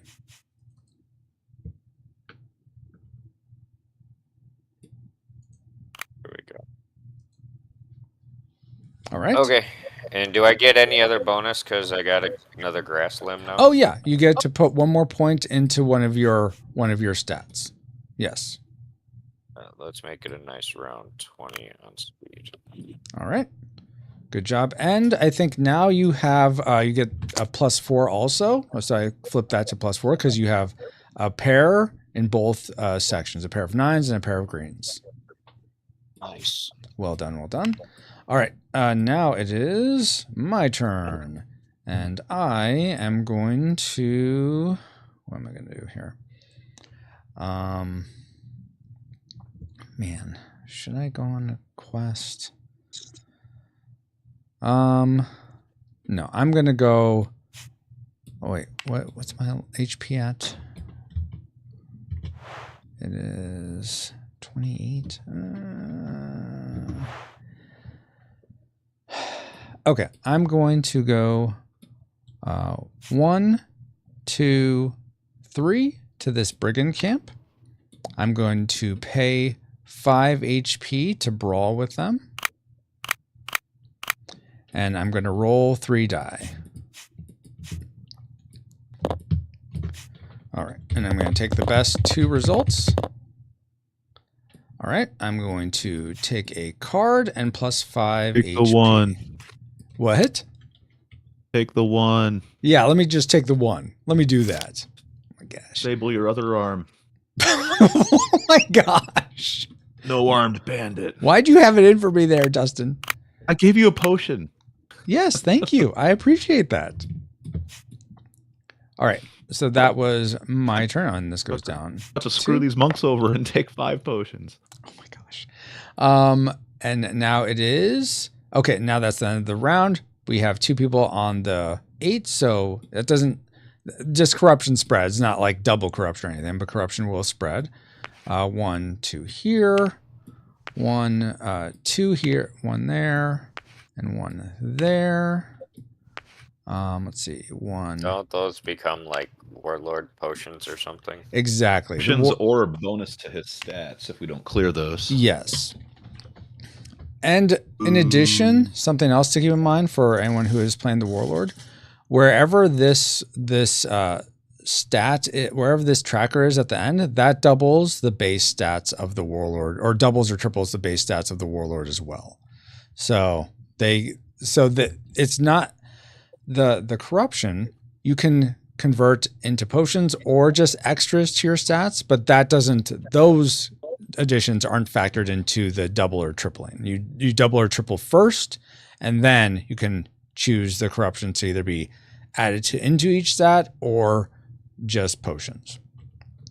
Is that new? The doubling or tripling? New. I don't remember that. Yeah, because I was noticing the Warlord was just, as you went, I was finding the last Junkyard was almost like more powerful than the Warlord boss. So it's like the penultimate boss was tougher than the boss. So, and I didn't like that in terms of scaling. Didn't happen when I was the Warlord. But whatever. Well, it will, it might be broken. I don't know. We'll see. You tell us, Dustin, after you reveal yourself as the Warlord, that you're whether or not it worked. Oh, Warlord who freely gave away his potion.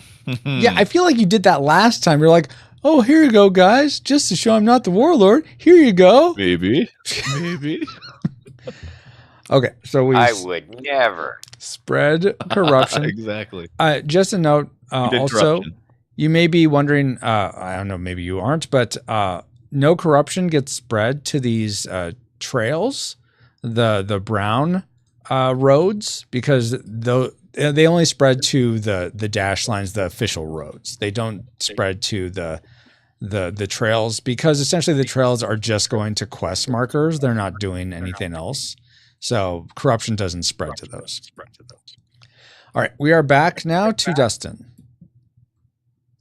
Okay, I think I am going to go through Headstone and over to the Fire Owl Cave for my quest. You actually have to go to the temple, but sure. That's what I meant. It's 1, 2, 3, 4, 5, 6. 6. Oh, I don't have enough to get there. Yeah. You could exert yourself, and it would only be a penalty of -10. But then your movement would drop all the way to 1. So I don't know if that's really worth it. Yeah, so now oh man. Okay, it's going to take me a couple turns to get over there. Mm-hmm. 1, 2, 3, 4. Oh, the gate's still locked, so I can't go around that way. 1, 2, 3, 4, 5. Yeah. 1, 2, 3, 4, 5. Yeah, you're essentially you'll have to take 2 turns no matter which way you go. Right. Okay. So on that note, let me move over to Headstone. You could also just take the B option and take the eggs as potions or. Oh, that's right. I was thinking HP. I had to head over there to do that. No. Okay. Keeping numbers. Okay, I'm definitely going to do the B option and keep all those eggs. So that's 5 potions for me, right? Wow. That poor monastery doesn't have their sacred objects anymore. It's for the greater good. I'm trying to kill a warlord. Indiana Jones returned his onyx, the Firestones, whatever they're called, in Temple of Doom. Yeah, but Don't that you was be Indiana arguably Jones? One of the worst Indiana Jones movies. So That's whoa, easy. Well, maybe the worst of the actual 3 that there are. Of the original trilogy, I would put that at the bottom. Of all fair. 5, Crystal Skull takes the bottom for sure. Yes. There aren't 5 movies. There's only 3 movies. Everyone knows this. All right, so I want to take 5 potions. Okay. So here, don't take them from that. I'm going to. No. I'm sorry. Take those 2. That's perfectly legitimate because those are just gates. And then I'm going to give you these. I'm going to give you 1, 2, 3. Flip those over. Okay. Take those as potions as well. All right. And then discard. We're going to discard that. Yep. Is that essentially my turn? No, you can still go. Okay. You're just deciding I'm not going to do this quest anymore. All right, so I am actually 3. I want to do a limb swap again, but I'm going to head up over here with Darrel. Keep in mind, if you want to move to a village, you have enough potions to probably do. Oh, you didn't take the body. Never mind. You don't have a jump body. So I'm going to hang out here with Darrel. I'm going to lower my movement track down, and then I'll I'll rest on. I can't rest right now, right? I have to wait till my next turn. No, you can. Yeah, because that would be your move action. Yeah. Yep. I'm gonna do the long rest. So And I'll move that recharge it. up. Give myself 10 more or not 10. I get 12 more. a bonus. 12 more hit points. Mm-hmm. And are you swapping out any limbs? I am. Okay. I'm going to, let's see. I was doing this in my head. All right, so I'm going to take you. And I'm going to drop you. Oh. Now I believe I have my bonus. Now, yeah, you unlocked I can fan the flames now. You can fan the flames. Nice. So that's... Hoorah! So essentially a reaction happens whenever you suffer an action. So when you're attacked, you can react with Dispel, Speed Shield, Counterattack, or instead of Counterattack now, if your speed's higher, I choose your Fan the Flames. So nice. That's right. Good job. Okay, so what was your arm before? Was it a 6? It was a 6. Okay, so increase your attack strength by 1 and your HP by 7, right? By 7. But it was a wind limb before, wasn't it? It was, so I got a lower 1 stat for affinity, yeah. And it could be any of them. It doesn't have to be the one you necessarily put the affinity in before. Okay, perfect. All right. And now it is Tony's turn. Yeah, I'm gonna go to the arc. Okay, cool. Finish that quest. Awesome. Do that quest. Bam. All right. So you're gonna draw this card, and go ahead and flip it to show us what it is. Okay, so you do take 7 damage, but you get to keep that card, and you get to put this card into your hand now. And then, take the 7 damage. And because you completed the quest heroically, that takes off another Seneschal gate. So we have one more gate, and then we can travel through Seneschal. And also, if you go to Seneschal, you can take the blessing that's on your card, right underneath your HP box. Can I move my little token down 1? Yes, exactly. All right, that's my turn then, right? Awesome. Yep, that's it. Good job. Darrel, your turn. All right, so I'm trying to figure out what my options are because I can't go through the gate right now. No, but you can still move up through our pass. It would count. It would take 2 moves for you because you don't have any fire limbs. But you could move up to the Brigand Camp. You could move up to Ashley's Haberdashery. You can move up to the quest. Like you're 8. So yeah, 1, 2, 3, 4, 5. You could attack Ray's Hutch. You could go on a quest. You could go to Ashley's Haberdashery. If you attack Ray's, he gets doubled. I don't think any of us have enough movement to get to you if you call for help. I think that's accurate. Except, if he calls for help, can I help? I just can't team up, or I can't come at all. You can't come at all. Yeah. Okay. It'd have to be me or Tony. No one can help you. You're on your own if you go to Ray's. So if I come over to this quest, do I clear 2 or 3 corruptions? You have the option to clear that corruption. If you clear it, you have to clear all or none. So if you do clear it, it's you take a HP loss of the number of corruption squared. So you'd be clearing 2, so you take -4 to your HP. And we could still search, so I'll do that. So. And I am so sorry I missed that before. Thank you, Bobo, for being here. I know you're left. I'm still going to pray over you because God is eternal, and it doesn't matter the time frame necessarily. Lord God, I pray that Bobo has a good day today at work, that everything goes well for him. Please carry him through any challenges he faces, and may you be glorified in any victories. Thank you for him being a part of this community, and I pray protection and provision over him, and look forward to the next time we can hang out and stream together. Amen. Thank you, Drake, for saying take care to him, by the way. A Jedi from the Old Republic? What? And those get flipped over, and you get them as potions now for clearing them, Darrel. Oh, nice. And then, take the 4 damage if you didn't do that already. Yeah. Awesome. My movement token goes down. Uh-huh. Exactly. And if I'm here, I get a quest. Yes, I think that's the last quest. So go ahead and flip it over and read it. Read it for the class. Oh, that's so easy. Go ahead.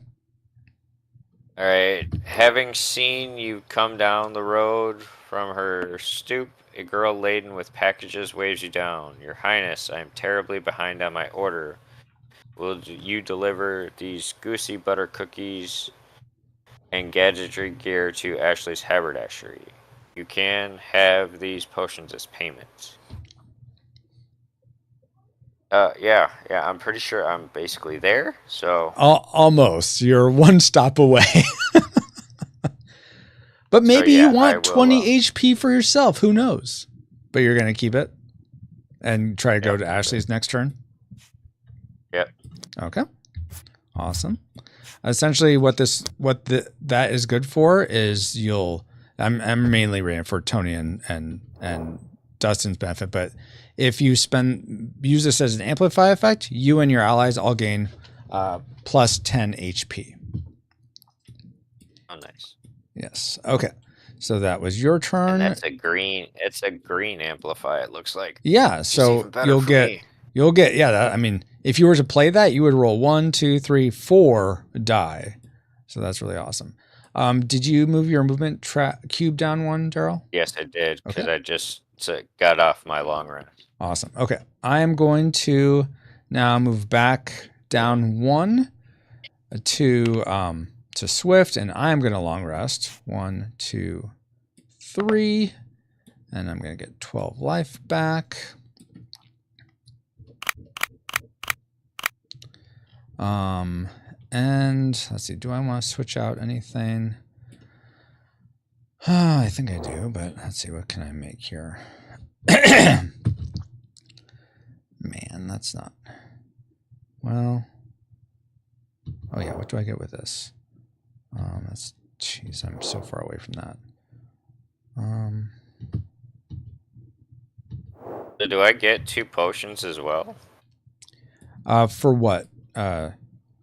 Darrel. It says take the package. That's essentially the potions in the card. There's 2 potions in that card. So that's what those potions are. Or that's the potions it's talking about. Okay, I am going to swap out a limb. And by swap, you mean just give yourself an arm, right? Well, I have to do 2 of these, so I'm gonna be taking 2 turns to do this because I'm trying to unlock C's bounty. So I need that. Actually, yeah. So for now, yes, I'm just putting this arm in, giving my attack strength up by 3 and my HP by 3. And I did my long rest of 12 already. So I believe I am done. So back to Dustin. All right.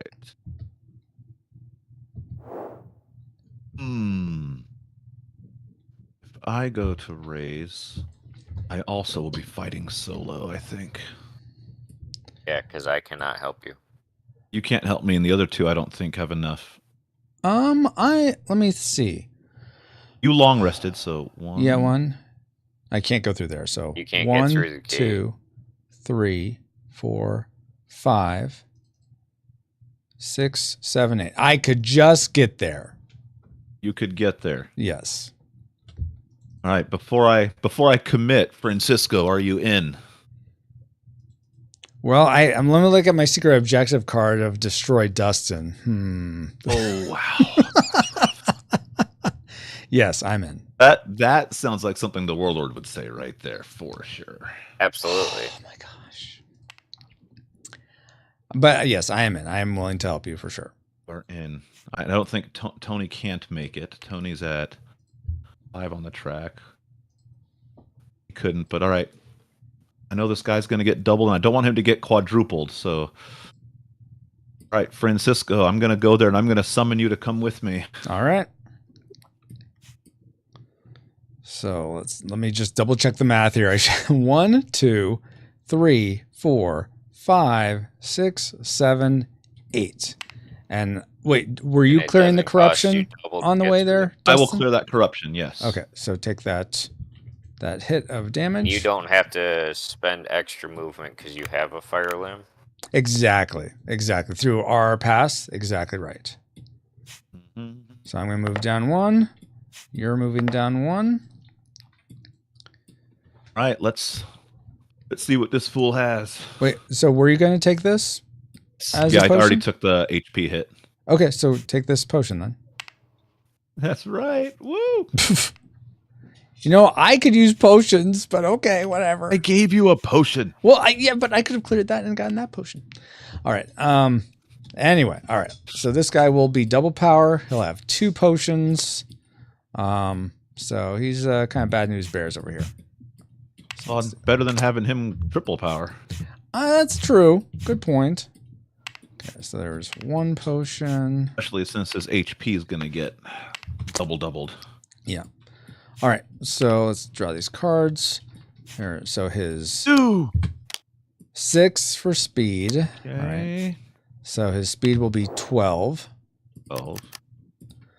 And then we're going to shuffle these. 3. Back in the draw pile here. I'm going to move this guy a little bit. Okay. So his a 2. All right. And then a 2. Let's Wow. go! Let's go! Wow. Okay. Yeah. I guess you didn't really need me, but glad to be here for the extras, I suppose. Moral support. What was that?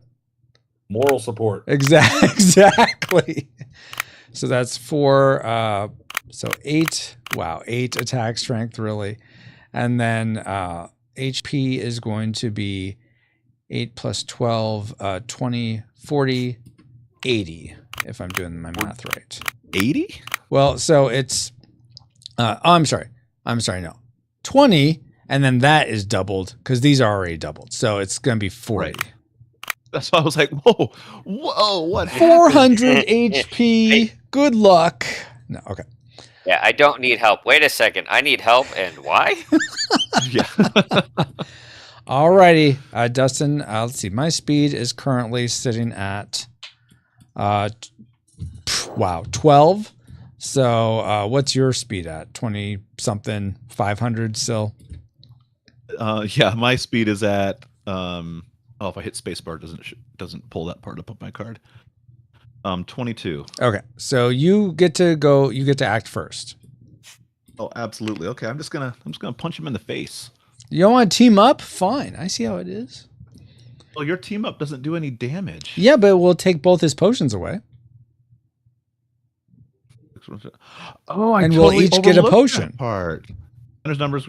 Give member or give a potion to each member. Really? Yeah. Because I don't know why I'm just not reading that. So if defender's number of potions is less than the number of team members, it's not. It's equal to. So we'll each get a potion essentially from this guy, which is his. Oh, it takes his potion away. Uh-huh. Oh, that I wasn't reading that. Okay. All right. Well, then, yeah, let's team up. Let's get rid of his potions. All right. Boom shakalaka. So I take that. So we need to. You take that, and then you do your Junknado, which. So I take the top 3. Yes, which there's only one. So this hasn't happened before. So I'm going to make an executive decision and say you're just going to roll 2 more die for the other 2 cards. Okay. So 2. Okay. Power hit. Okay, and then I'm going to take these 2 and roll them. Mm-hmm. Okay, so 2 plus 8, so 10 damage. Okay. All right. So he takes 10 damage. And that is our turn. And now it is, since we teamed up, that's our one action. Now it's his turn. And he's going to target me because I have the lowest speed. And he's going to attack me for 8. I am going to, what am I going to do here? Do I have anything? No, I can't do that yet. I don't have that. I am going to take the damage of 8. So I'm going to take that damage. Minus 8. And then I'm going to counterattack with my strongest arm, which is 8. So he's going to take 8 damage from that. Wrecked. All right. Now that's his turn, and now it's back to you, Dustin. Okay. I can punch him in the face for 18. Okay. Nice. It's not going to kill him, but he can't block it. Do you have any amplify cards that might help with that? Because he's going to hit you again, isn't he? I mean, yeah, I'm fine. I'm not worried about him hurting me, but especially if you can do one that will allow us all to roll, like a wind or an earth or water, or any of them. I actually don't. Nothing that's going to do significant. Wow, Dustin. Wow. Here. All right, so I'm just gonna punch him in the face. Okay. 17, right. I think I said. I thought you said 18. 18? Okay. All right, 4 damage left, and he is going to counterattack you for 4 damage, because these are doubled, so 4 damage. Ow. That hurt. Oh, but your speed's higher, so you do critical hit him, so that destroys one of his limbs. Oh, so I only got 2 damage then. No, it's still 4 damage, because these 4. are each doubled, because we're... Yeah. All right, so back to... Now it's my turn, and I'm just going to myrtleize him with my 30 damage. So... He gone. He's down. All right. So that takes off the last token from Seneschal. Awesome. And then we got that. And then we got, we'll take this one also as loot. Okay, so there's that loot. We each get, I'm going to rewrite these so it conveys this, but whatever the boon is, it's also multiplied by the Warlord power. So we each get 10 life instead of just plus 5 life. Go! Okay, that's our boon for defeating him. And that's all Mageineers. All right, and then since I beat it, I'm going to distribute the loot.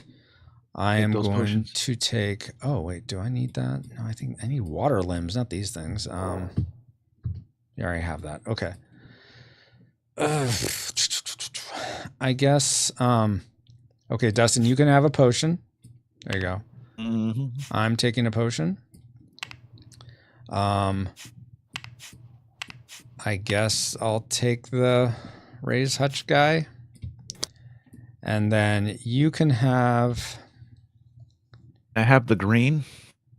Do you really need... Are you going to use the green? I feel like I want to give you... No, but I'd rather have the Warlord get a 2 than a 6, especially since it's going to be multiplied. Oh, there is that. Uh-huh. I'm thinking of the Warlord. Good point. Okay. In that case, I'll take this. I'll take the 6.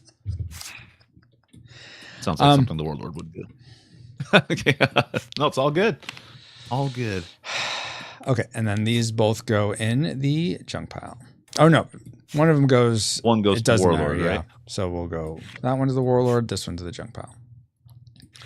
All right, and you get to search the city though, Dustin, because you initiated the attack, and there's more corruption. I initiated the attack, and I got no loot out of that. Francisco just took it all. That's not a Warlord. Would you like the body? I'll give you the body. If No, you'd like that. No. I don't want to, guilt you into doing something your conscience already said you were clear about doing. Oh my gosh. Yes, I'm going to search the city. Okay, so just a reminder, you will only reveal the card to everyone else, so you'll take it into your hand. You could just do that now. If it's Warlord and I'm not the Warlord, or I am, but I don't want to reveal it. You will only reveal it if you're not the Warlord and it is the Warlord's lair. That's the only time you'll reveal it. Otherwise, you'll just say nothing. Reveal it. Okay. So I take it. All right, and that ends the turn. All right. So we have one city searched. Awesome. Seneschal is open. Fantastic. And now it is, so Dustin went, and then I've gone, but it is Tony's turn now. All right. If I go to Seneschal, what can I do? All right. So Seneschal, you can essentially do anything you could do in a village, a city, or Ashley's haberdashery. And if you choose, let's see, if you long rest, which is what you'd be doing in a city, you'd gain you'd get your base health and your get your base health plus your plus 10 HP. In addition to that, you'd also get the Seneschal Blessing, which is plus 15 to your HP or plus 5 to your attack strength. So all told, you could get 11 plus 26 HP or 11 HP and plus 11 HP and plus 5 attack strength. What do I need? He has the option to clear that. The Golem Guard. Sorry, could you say that again, Tony? Yeah, to activate the Golem Guard, what do I need to cash in? What do I need to do? So you need to have at least 3 potions, which you do probably have within your hand right now. So you would turn in at least 3. Here's how it works. Let's say for every potion you turn in. You also can clear corruption there. Get you another one. Oh yeah. Do that, Tony. Where did you come from? Elder Canark or some? Oh yeah, Elder Canark. Yeah. So clear this corruption so that you get this. So that will cost you 1 life, 1 HP. Okay. So just lower your HP by 1. And this one was to you, Dustin. Ray. There. By the way, Dustin, I'm not sure. I know it's flipped, but there is a spot over here for potions. Is there a reason you like keeping them over here? Nope, not at all. I just wasn't paying attention to the board. No worries. All right, so you did that. Okay, so here's how Golem Guards would work. Tony, let's say you want to spend 4 potions on a Golem Guard. Each potion you spend, you will lose. You will not get it back, or there's no way to recoup it. But you will, for every potion you spend, you'll get to roll 1 die. If you need to roll at least 3. So you need to spend at least 3 potions. Let's say you spent 4 potions. You need to get, in order to create a Golem Guard from a Jungle, you need either a run or a triple, sort of like Yahtzee. So let's say you rolled these, and let's see what we got. So we get a 2, a 3, and a 6 and a 2. So you would not get it. However, there's ways to mitigate this or to make up for it. Let's see if I can. Do I have my rules handy for a way to read it? Okay, let me go to my actual document here. Junk Golem creation. Okay, so let's say you rolled that, which isn't great. If you so you didn't make the Junk Golem, but if you wanted to, you can retry up to 3 times.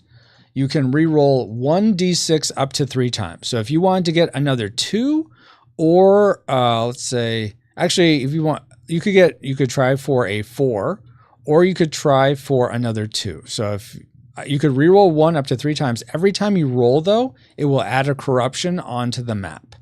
So let's say you wanted to get that 2, 3, 4. So we'll re-roll 1. Okay, 1 corruption. Try it again. You got it. So 2 corruptions would go on the board, but then you'd have this run of 2, 3, 4. And what that equates to is you'd get 2 to your attack strength. These would be your legs. So your speed would be 7, and then your HP would be 2 plus 7, 9. So you would have a Junk Golem of 2 attack strength, 7 speed, 9 HP. So, and that's how you make it. Now, let's say you got all 6s, then you'd have 6 attack strength, 12 speed, 18 life. So that's how they're made. And then you can use them on your turn. Essentially, they would be an extra thing you could control to attack. You could also use them to use their shield to defend you against any damage. That's a one-time use per combat round. And if, let's say you're in the final battle, there isn't going to be more combat, use the shield. Okay, it's used. You can have the Junk Golem take all the incoming damage of a big attack, and that can't be dispelled or anything. So that's how that works. That's good. Okay, I'm gonna do a long rest here. Okay. And slide that bad boy back up. Yep. And I think that's going to be my turn. So were you going to take the 27 HP increase or the 11 HP and 5 attack strength increase? 11 and 5. Okay, 11 and 5. Did you do that already? Nope. Okay. And I just got a message. I shot you a message, Francisco. I just got a message that I needed at the church here in a few minutes. I don't want to bail and then mess everything up though. No worries. What's my best action here? Let's see. I think let's see. Because I'm trying to think if you're the Warlord or not. Yeah, I mean I can tell you privately if I am or not. Okay. Oh, yeah, but Here's what we'll do. If you are the Warlord, me and I'll figure out some random way to figure out who the Warlord will become of me, Dustin, or Darrel. So I guess go ahead and tell us. Are you the Warlord, Tony? I am not. Okay. All right. So then we don't have to worry about that. All right. Then thank you so much for playing, Tony. I'm going to send you. Yeah, I'm really, really sorry, man. I was hoping to stick around longer. I just I gotta scoot. No, I totally get that. Thank you so much for playing. I'm going to still send you a Google Doc or a Google form to fill out for. 100%. Okay, awesome. I love the changes, man. I really love the changes that you made. I'll tell you all about it on the Google Doc. I don't want to take up everything. Tony, this never happens to us in our position, getting called away all of a sudden. Totally rare. Totally rare. It does. We try to avoid it on a Saturday if possible, but sometimes it's unavoidable. Thank you guys so much, man. I appreciate the invite, Francisco. Yeah, of course, Tony. Thank you so much, and have a great day. All right, brother. Good seeing everybody. Yeah. Bye. Bye. All right. So here's what I'm going to do with his cards. I'm going to put them just all in the junk pile, essentially. Because it'd be like he just wasn't playing. I take the golem that I gave to him. No, you can't take it. Just put it over with me. Oh, look at so much. Oh. Wow. All right. There's that. Yes. Boo, boo, boo. So sad. All right. I think. So he would have gone. That was his turn. Let me take his meeple off the board. Okay, and let's take this off. So let's move us over here. All right. So that makes it Darrel's turn now. All right, so I need to go to Ashley's. To finish your quest. Here? Yep, just go right there. And you can still do the normal map action on Ashley's, which is you turn in any of your power cards in your hand, and you get whatever the power level is as HP and as attack strength. If you want to do that, you don't have to do it. Actually, no. I think that is the map action you have to do. So if you go to Ashley's, you do have to do that. So what am I doing? So any of the cards in your hand, I realize if you happen to be the Warlord, Darrel, I realize you only have one card in your hand that you could do this with, but you have to pay one of the cards in your hand to let's say you have a 4 in your hand. You pay it, it goes in the junk pile, then you get +4 to your HP and +4 to your attack strength. And I have to do it? Yes. Unfortunate. Or you can just take the B option of, you could go stay at the quest, take the B option of Ashley's haberdashery or Fifi's delivery, and then not finish the quest. It just sucks because I want the 2 cards in my hand. Okay, then I would. I mean, I think it's fine to you get +20 HP. I don't think that's a bad thing. And if I do the first one,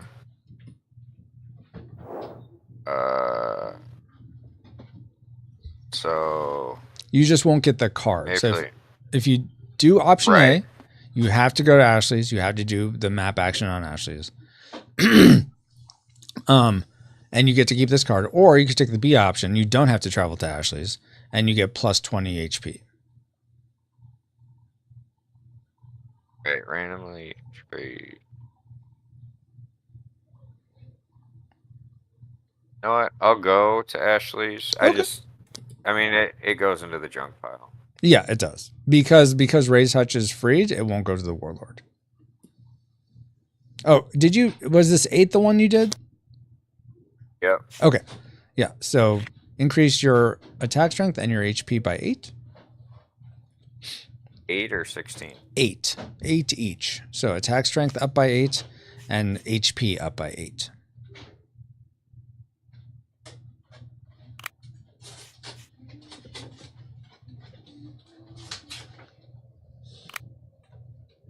All right. Okay.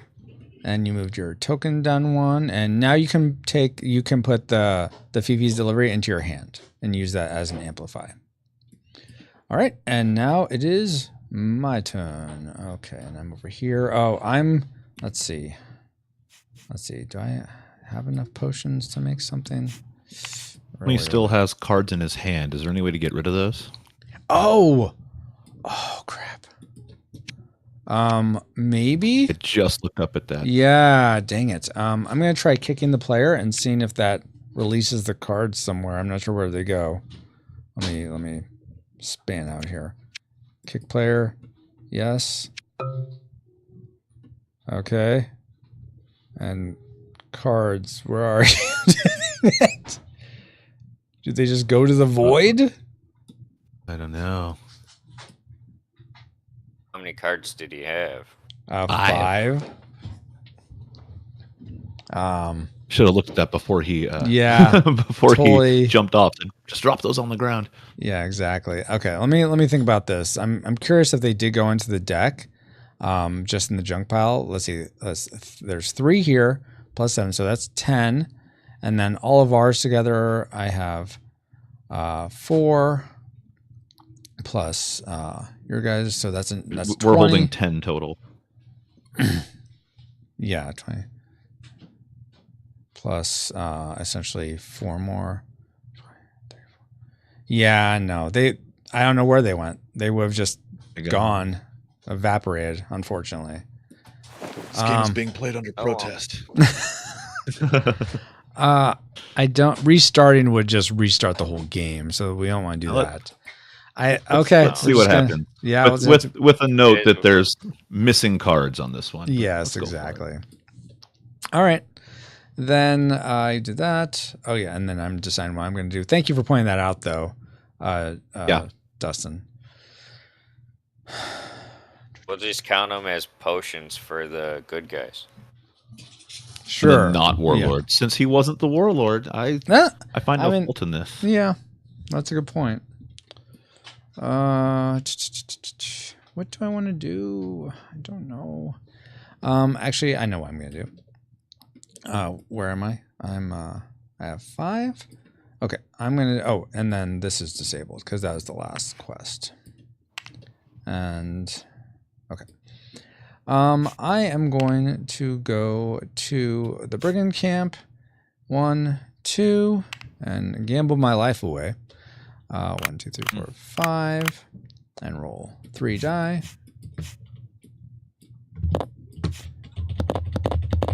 Come on, potions. All right. I guess I'll take that. Potion. You got an amplify card though. Could be a potion. I mean, at least one potion. Yeah. Yeah. Good point. Take that, and then increase my life by 2. So I got some of that back. All right. That is. Did I move my? No, I need to move this down.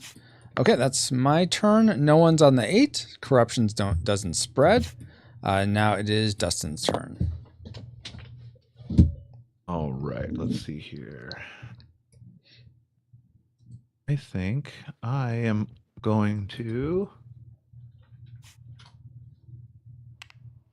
look at Ashley's haberdashery again just to check out my options.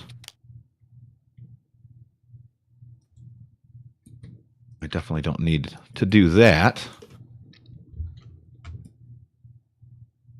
And at the village, I could do a short rest. Move track up. So essentially, if I move to the village, does my track just stay where it's at? Because it would move down from my move, but then move back up. Okay. It would. Let's say you crossed the W to move to the village. It would throw out a corruption, but you would then go back up to 3. So there is a reason you're not just technically in the same spot, but yeah, effectively your movement tracker doesn't move. Right. Okay. I think I'm going to do that to clear a corruption and then get close to port power so we can get ready for our fight for this, this last fool. The last fool. 1, 2, oh, that doesn't matter. I have enough space to get there. Okay. So that's going to stay there. I'm going to do the short rest and so you that take that becomes the potion. And then you take your base health as your HP increase for resting at a village. So I think that's just 2 for you. So, yeah. Alrighty. Okay, and yeah, your movement track stays the same. Darrel, your turn. All right, so I don't want I can't help him at port powers.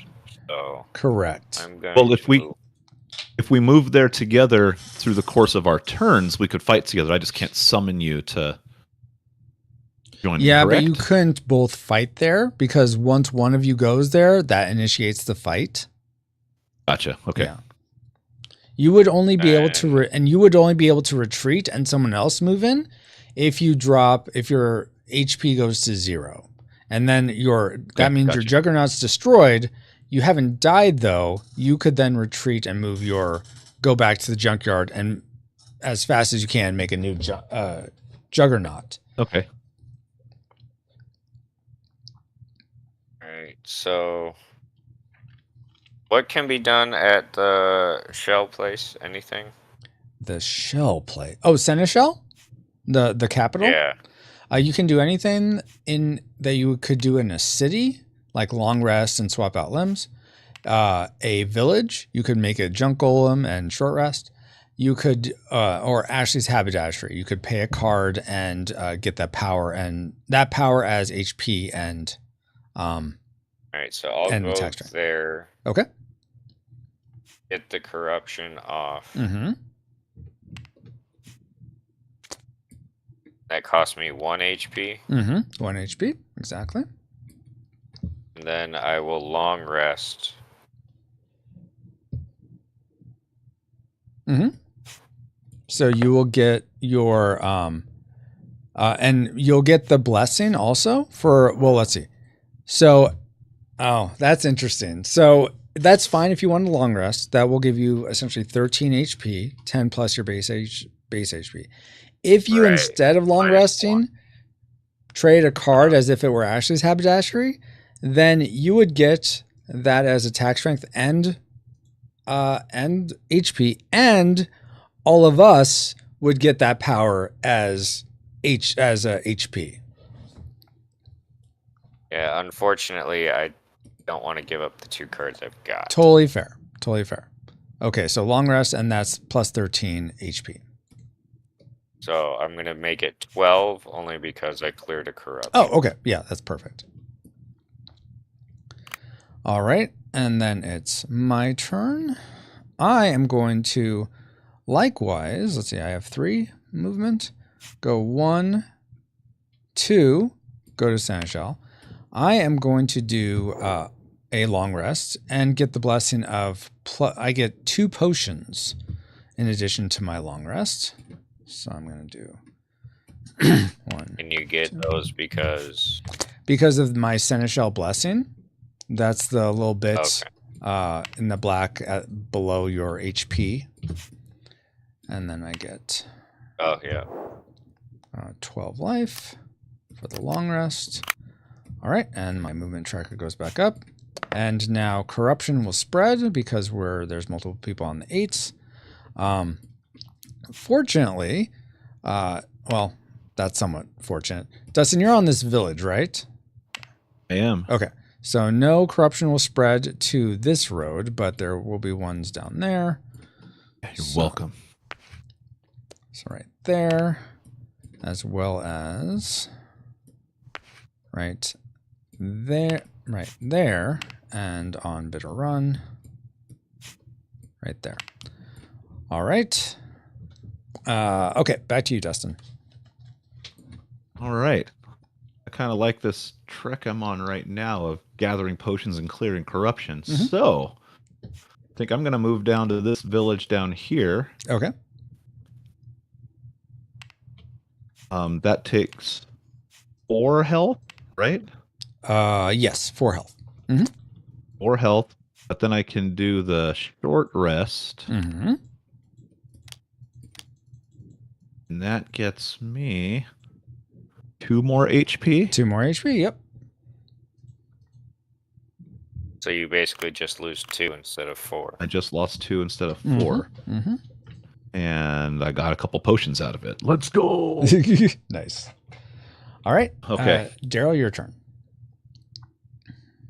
All right. So, what is this down here? The ferry. That's essentially that allows you to move along Bitter Run as if it were a road. And if you stop at a ferry, then you can optionally gamble with the ferryman. You could pay a potion and you can roll 3 dice. You get 1 result from that. I'm just trying to figure out a good way to go. Mm-hmm. To clear a couple of corruption. That's all. Gotcha. Yeah, you could do that. Well, let's just do this. That's not me. If I go this way, Mm-hmm. I'll clear these 2 and just head back into the city. Okay, that's fine. And then just long rest again? Mine as well, because... So now I got 2 potions. Mm-hmm. I lose 4 health. Yes, but then gain 13, 13. so 9 health total is what you get. Yeah. Let's see.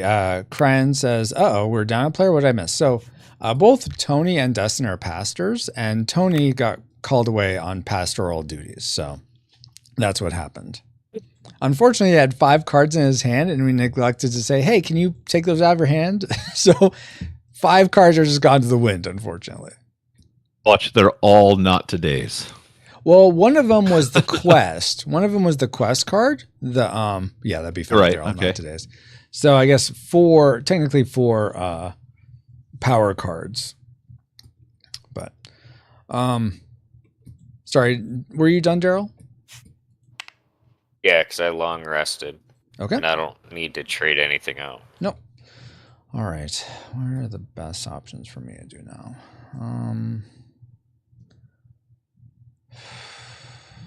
I could try to do that.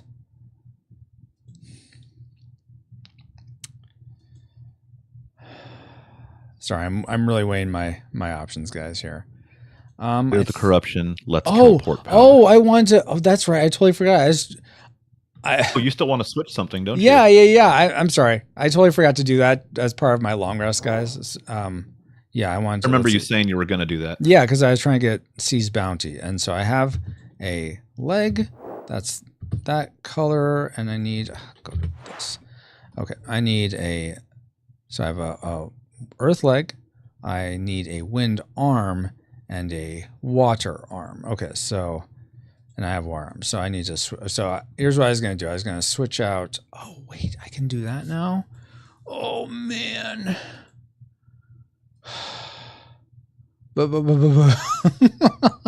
Man, okay, hold on. Let me look at this.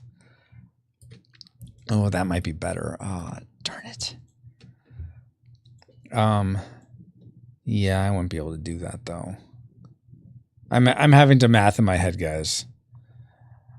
Okay, no, I'll just go with that. So, arm, have an arm. Okay.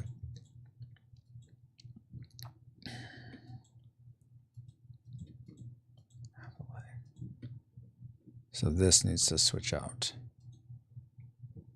Oh, no, I could switch this. Oh, geez. I'm going to be doing this forever. Because each rest, you only get to swap out 1 limb. So this is going to take me a while. Okay, I'm going to swap out this one. Let's see, that's 13. Yeah, so that one doesn't matter as much. And I need to put what there? I need to put, oh, because I need this one for that. Okay. I guess I'll do this for now. Take that out, and I'm going to swap it with, let's see, as an 8. So I'm going to go down to, going to go down by 2. I know it doesn't make sense now, guys. It will make sense later. 1, 2, and then but I still get the HP increase of 6. Okay, now, so that's the last long rest I did. Now I'm going to go to, we'll go Swift, I guess. Swift to long rest again, and I'm going to swap out a different limb. I'm going to swap out this leg for this one, for the one I took off. So I get 1 speed increase and 8 health, plus the 12 health for long resting. And now I'm done. Sorry about that, guys. Okay, so, oh, and sorry, corruption spreads because we're over there. So corruption's going to spread here. It's going to spread here. It's going to spread, not there because Darrel is there. It will spread here though, and it will spread here. All right, now back to you, Dustin. Now back to you. All right. All that corruption. Mm-hmm. We've also got to get a move on killing this Fort Powers, which is either going to be me and Francisco or Darrel and Francisco. Mm-hmm. Team up, but I don't think any of. Let's see. Francisco, would you be willing to fight with me? I think I can summon you, and you can meet me there. Yeah. You in? Do I have the room? Oh yeah, I'm at 8. Duh. Yes, of course. You're at 8. So, all right, I'm going to do that and summon you up with me. Okay.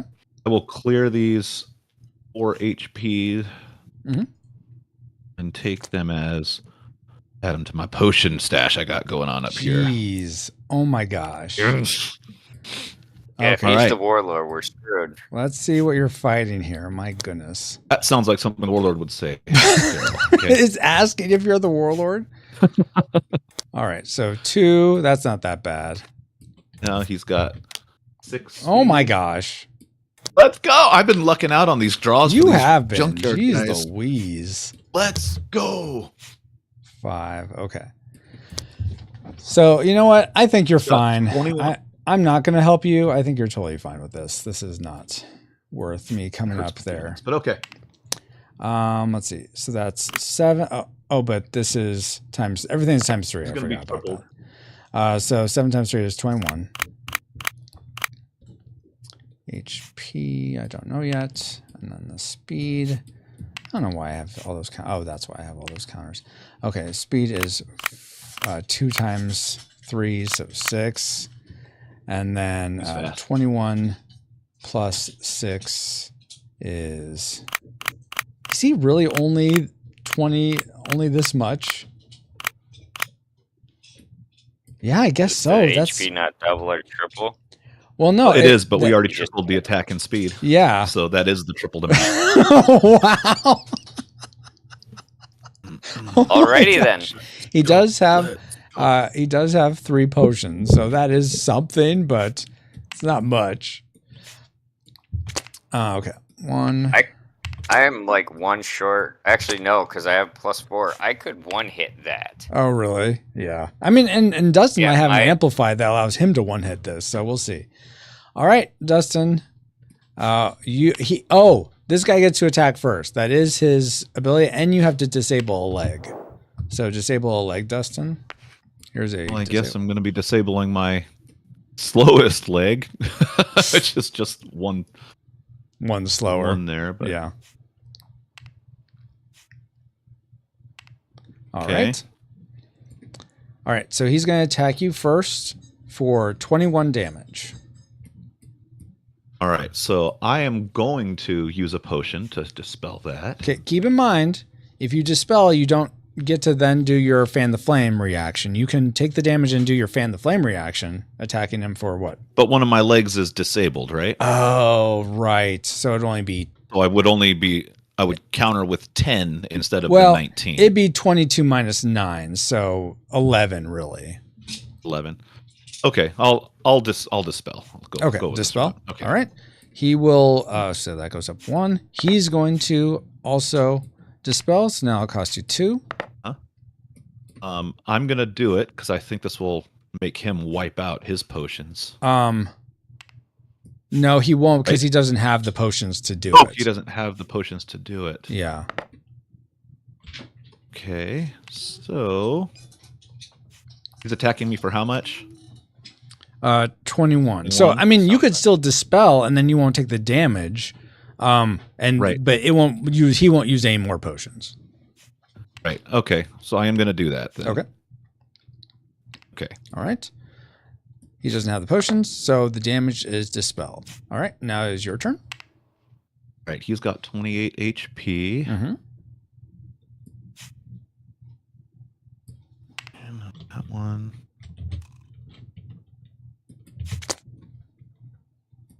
All right. So I am just going. I don't have an amplify that can one-shot him, so I'm just going to punch him in the face for. What have I got there? 18? 18. Okay. And so that won't kill him. He won't. So he will just take the damage, and he will counterattack for 15. Okay, he'll counterattack for 15. My question.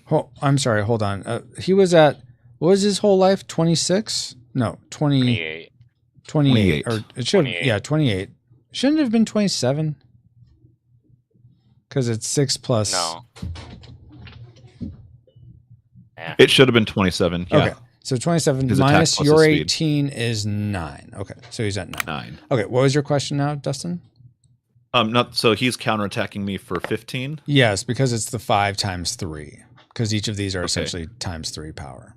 And I can use a potion. You can use a potion. Yep. And he's going to want to get that damage through. So hold on. So that's 1 potion. He'll use 1 potion to push it through. So now you'd have to pay 2 potions if you want to stop it. And he still has a potion left. Yeah, but he won't be able to pay this, so you will stop yeah, the counterattack. No, I'm thinking of if I take this damage, how it would play out on my next turn. Oh, gotcha.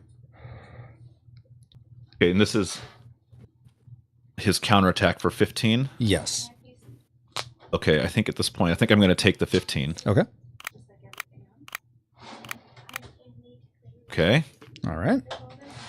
And now it is his turn. And he will attack you again for 21 damage.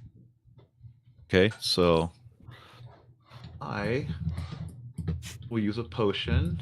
Okay, let me move these ones out of the way. Hold on. Okay, right there. All right. And he will use a potion to overpower that. So now it's 2 potions Now that to you. he's out of potion. Yeah, he is out of potions now. Exactly. Let me ask this question. If I were to not use a potion and just take a hit and then use my counterattack, could he block my counterattack with a potion? He could, but since you've already started dispelling, he can't. You can't now do a different reaction because you're already reacting. If you want to go back all the way, I see. You could fan the flames and kill him. He'll still use a potion to try to counter your overpower your reaction, but then you could use a potion to undo that. But then you would take 25. Okay. Well, I won't do that. Okay. I would take a lot of damage. Wait. Hold on. I use 2 potions here. You actually critical hit him before with your attack, so he is down. His attack strength is down to just 15. You still will have gotten that counterattack damage, but I just forgot about that. Yeah. I'm thinking, if I use 2 potions here, his attack's done, and then I can attack, and he's dead. Mm-hmm. Nothing he can do to stop that. Okay, I'm going to go that route. So I'm going to block him with 2 more here. Okay. He can't do anything. All right. Can't do anything about it. Now I'm it's going your to punch him, and he's dead. Oh, that's just a second.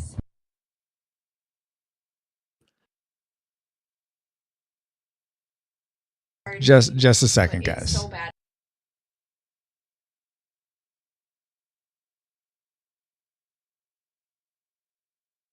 In a risky game here. Are you the warlord, or is he the warlord? Never know.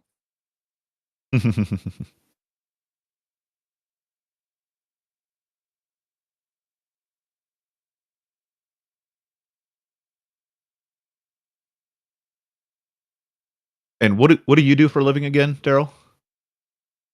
I work at a machine shop. I work in the finishing department.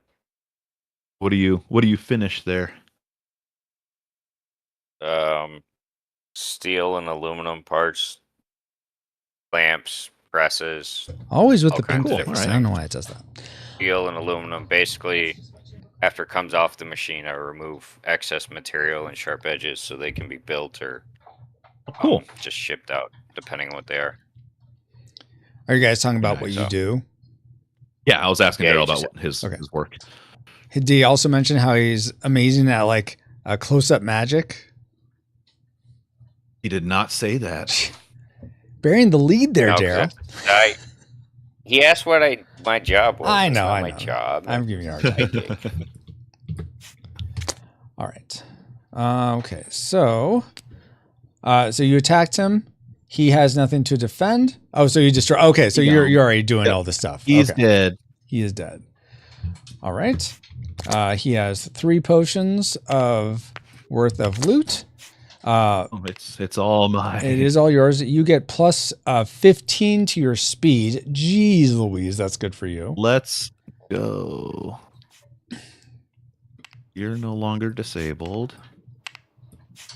Whoops. Okay. All right. What limb did you want? I'm definitely taking the 5 to give that warlord a petty little 2. Okay. 2 there. 2 into the junk pile, and you get the guy. All right. And I assume you're going to search the city. I'm definitely searching the city. Okay. So that's mine, right? Yep. It's the end of the turn. Okay. All righty. Then Darrel, it is your turn. All right. And where do I have to go to try and build my junk bot? You could go. So there's a village. There's one down here at the Galmenni, near the Galmenni Junkyard, and then there's 2 up here. One by Port Powers and one on the coast.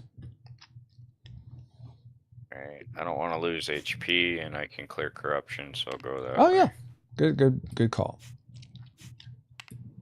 So yeah, take that 1 life. Oh, I think Francisco's the warlord.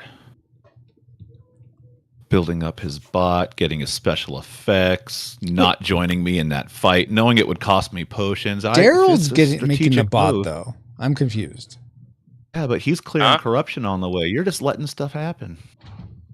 Why are you confused? I'm confused. I'm accusing him of being the warlord. And Yeah. he's casting it on you. I'm not saying who's the warlord, except it's interesting how you keep accusing other people and no one's accusing you. Well, maybe you're the warlord. The amount of corruption I've cleared, I think, shows my allegiance in this game. Because you're trying to get the potions. And I just used them to save the world. Alright, so I'm going to take a chance on 4 potions. 4 potions, okay. So that take gives me 4 dice. 4 die. Mm-hmm.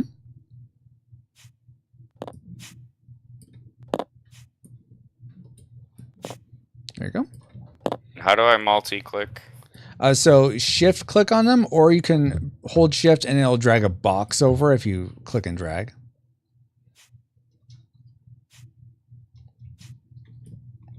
All right. All right. So you have, you got 2, 3, 4. Nice. Or, I mean, I guess you could go 1, 2, 3, but I imagine you want 2, 3, 4 instead. Is that correct? Yeah. Awesome. So you get this junk golem. I'll put him right here. He gets 2 attack strength. Remove this. So it has to be the lowest? Yeah, it has to be the lowest. Because it's the whole, like, weight has to be right for these guys as well. Right. And then it's 7 for speed. And then that means HP is 9. Wow, that worked out really well. All right, and because you for every extra potion you give to it, that's 1 extra point if you actually successfully make it. So you can add 1 extra point into any of those 3 stats. Oh, into one of them? Mm-hmm. All right, I'll just make them a little stronger. Okay. And then these are corruption, I believe. Go there. And then these go on to there. Ah, darn it. Okay, and since you went to the village, you get to rest. So you take your base HP as extra HP. So I think +3 for you. Yeah. And then your movement track would move down, but then back up 1. All right, my turn. What to do here? Okay. Oh yeah. So I hopefully can. So what's left? We gotta clear villages. We have to search the. We cities have to search for the cities. Yeah, we have to search the cities. Okay. Okay. So what I'm gonna do is I would stay here and search this one, but I can't since I'm at the 8. So I'm gonna move 1, 2, 3, 4, 5. I'm gonna clear this corruption. You see that, Dustin? See me clearing this corruption? Yeah. Mind games. Mind games. Oh my gosh. Okay, down 1. Get that one. And I'm going to long rest. Increase my HP by 12. I'm going to switch out the limb to get C's bounty. So I need a wind arm. So let me make sure I do this right. Okay, so can I do, if I do 6 and 7, that's 13 over 12. I can't do that. So I have to switch out this 6, it looks like. All right, so because that's then 10. All right, come on. All right, so that's 1 extra attack strength and 7 extra health. This goes back into my hand. And I also get the Seneschal Blessing of Long Resting, so I get 2 potions. Or HP, but I'm going to take Why do you potions. get that blessing? I don't. I thought I was in Seneschal. I'm so sorry. I'm not in Seneschal right now. I my card, like, should I have been getting a blessing for things that I didn't even... I'm so sorry. Right. Apparently I've forgotten where I was. Where am I? We're playing Monopoly, right? Okay, go back there. Sorry, guys. Okay, and then I am going to search. I'm going to search the city. All right. I am done. So now it is. Corruption spreads. So we have corruption here and here. Not here, but here. That's it. All right. Your turn, Hobart. Okay, so we only got 1 city left to search. Mm-hmm. Okay, so how many spots are between me and that city? 1, 3, 4, 5. So I can go straight down and get there. Mm-hmm. Can't go the other way because I was thinking if there's a way I could clear corruption and get there, but I can't. Well, then you must be the warlord, not clearing corruption. Impossible to go. All right, I'm going to go and I'm going to search. Oh, Cryan plot twist. I'm the warlord. Yeah, that's it. I knew it. I knew it was you, Cryan. Cryan is Brian, by the way, Dustin, who played with us. Yeah. What's up, Brian? All right, so I'm going to take this and I'm going to search. Okay. Okay. And I have revealed the warlord, and it's not me. Okay, so you still long rest, though, so do the whole increase your life by, is it 12? I always forget. Yes. Okay, yeah, 12. And then are you switching out any limbs? I will not be switching anything. Okay. All right. So me and Darrel get to go one more time before I guess you wouldn't be the Warlord since you revealed it. So me or him is the Warlord. But all right, so I'll head up to Port Powers and Long Rest then. Okay. So that gets me 13 HP. 13 HP. And a limb switch if you want to limb switch anything. Yeah. Yeah, no, I'm good. Okay. And that's a long rest, so it goes up there. And then I'm going to head to Seneschal, clear this corruption. See me clearing this corruption? Well, not taking it in my hand. Whoops. And then lower my HP by 1. All to say you're the Warlord anyways with all those potions and cards. And then I'm going to take 2 potions because now I'm at Seneschal for the blessing. And I'm going to long rest for 12. And do I want to switch anything out? I don't think so. Do I have that, and I have a green one. Okay, you know what? I will switch out 1 limb. I'm going to switch out this 4 with a 6, so speed up by 2. And HP by 6. That goes in my hand. And now we reveal who is the Warlord. So and go ahead. You're the Warlord. Go ahead, Darrel. Show your card. We know it's you. No. Anytime, Darrel. Knew it. Nope.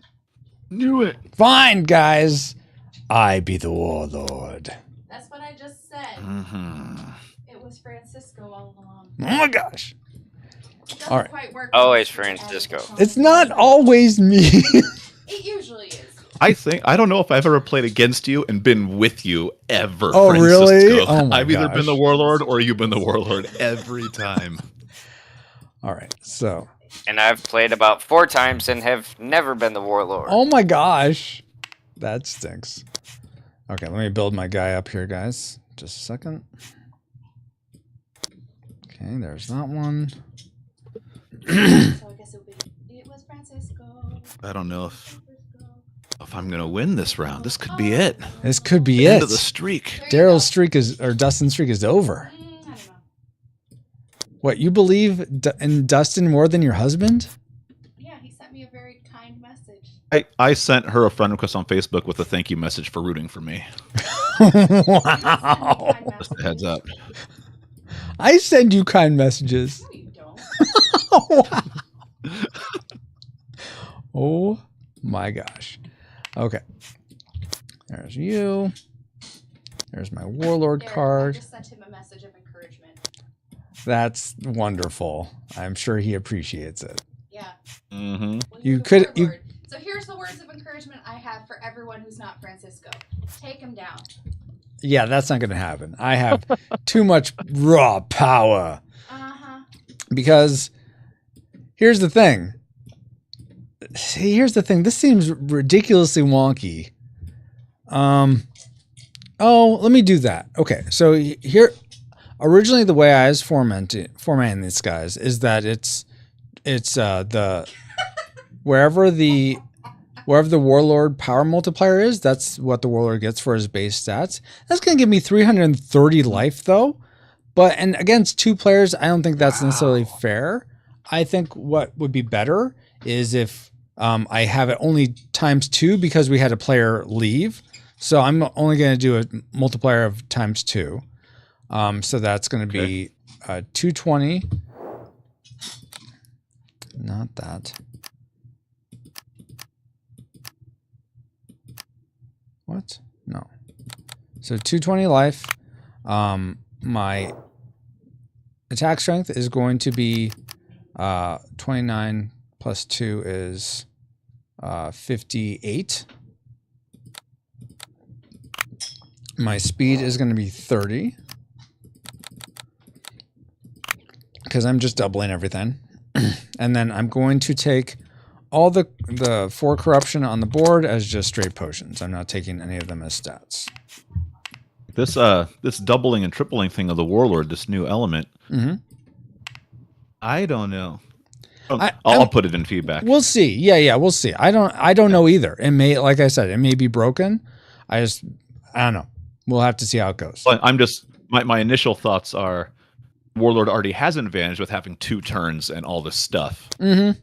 Oh, and I forgot to add my extra limb. So hold on. There is going to be this double or triple stuff may send the Warlord like to the realm of impossible. Yeah, and that could be. That could be 4 extra in HP, and then this is going to be the other arm. Oh, geez, all these 2s. Can't I get one of the 10s or something for these extra arms? Okay. That's why I kept dumping all those 2s in there every time we killed somebody. Warlord gets a 2. Warlord gets a 2. And then 4 more for that. And then this one is going to be finally. Oh yeah. Boo. Okay, that's 20 more. Yeah, this does seem a bit impossible. Unless you guys can you guys team up? You guys can't even team up. Oh man. Team up. Yeah, I don't know. This does seem very impossible. So we'll see though. Maybe you guys will do some smart stuff or something. I don't see how we're gonna overcome this. I just don't see it. Yeah, even with an extra Juggernaut that I've got, we're not yeah, gonna be able to I don't know. Let's see. But you guys get to start. I take. Wait, wasn't there another card here? Oh yeah, I thought so. You just took it. Yeah. All right. So maybe if you guys use your amplify as well, because you have 8 between you. So who's it? Let's see. Okay, you guys get to start. Dustin, is your speed still higher than Darrel's, or I'm not sure where your guys' speeds are? I've got a pretty bomb speed stat. I'm 37. 37 to 20. Okay, so Dustin, you go first, and Darrel, don't forget that your Golem Guard also gets to attack. So when at the end of your guys' both your turns. So okay. How does the disable a limb work again? Does it? I got to read the card. Is it strongest limb or weakest limb? If I critical hit you. Oh, if you critical hit me, it is weakest limb. Weakest limb. Mm-hmm. Darn. It's weakest limb, but your speed has to be higher than his. Which I think it is. Oh, it is. My speed is higher. His weakest limb is only a 2 though. Don't forget, I have +2 to my speed, so I have 36 actually, not 34. But I've got 37. So okay, yeah, that is higher. That is definitely higher. I am super top heavy. Math is hard. Math is hard. Okay, here we go. But yeah, since you're top heavy, you can't move at all, and you're just crippled. Oh, you like that? Oh, my legs. Okay, so since I can't do any special team up with Darrel, I don't think I want to use an amplify card on my first round here. I believe I'm just gonna go for it and swing at you for a whopping 18 of your 248 damage. All right. So I'm going to take the 18 damage. And I'm going to critical hit you and disable one of your limbs on that then. Oh, crap. Okay, yeah, that's true. But okay, let me take 18 damage first. And then that's critical hit. So I'm going to lose that guy. So that goes into the junk pile.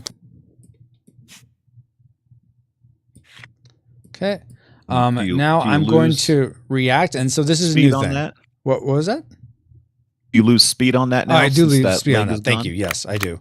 And so that's going to be double. So 4 I lose. Yes. Hooray! And I guess that would have been actually 4. Oh no, it's just how much life you. Oh yeah, it's how much life you hit me. Yeah, 4.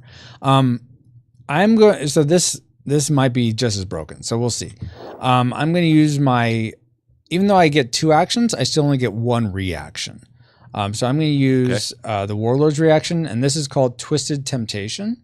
So I'm going to roll a d6 for each multiple of 10 in your HP. I got to cap this because that's way too much. So I'm going to say the cap is going to be, what would be a reasonable cap?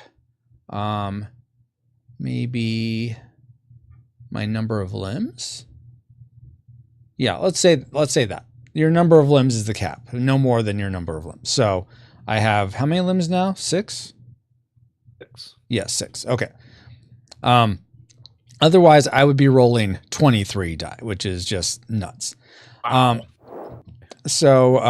Versus well, maybe I should just do that then.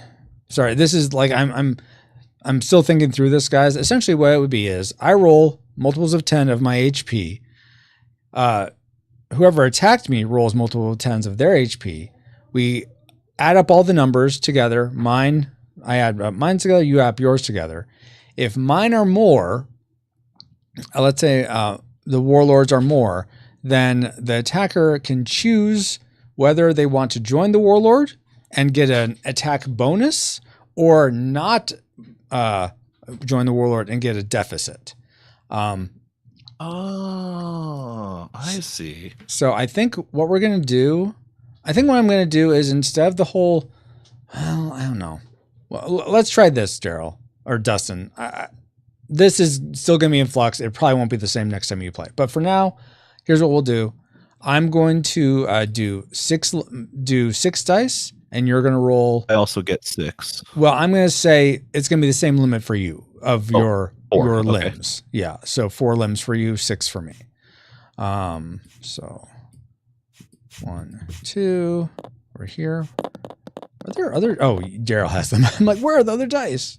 Gosh, 6 1 6 1. You got a 6 1 and a 6 1. Yeah, I got 14. 14. Okay, and I'm gonna roll 6 here. So let's see what I get. Okay, I got. It's a lot more than 14. Yes. Okay. So, but we have to compare the results. So let me actually calculate. So that's 9, 15, 20, 22. So 22 versus you said you got 9. Or no, I had 14. 14. So 22 minus 14. That's 8. 8. All right. So here's now your option. You can either keep fighting against me and take -8 HP, or you can join me, Dustin. Join me, and we'll rule the universe together. And you get +8 to your attack strength.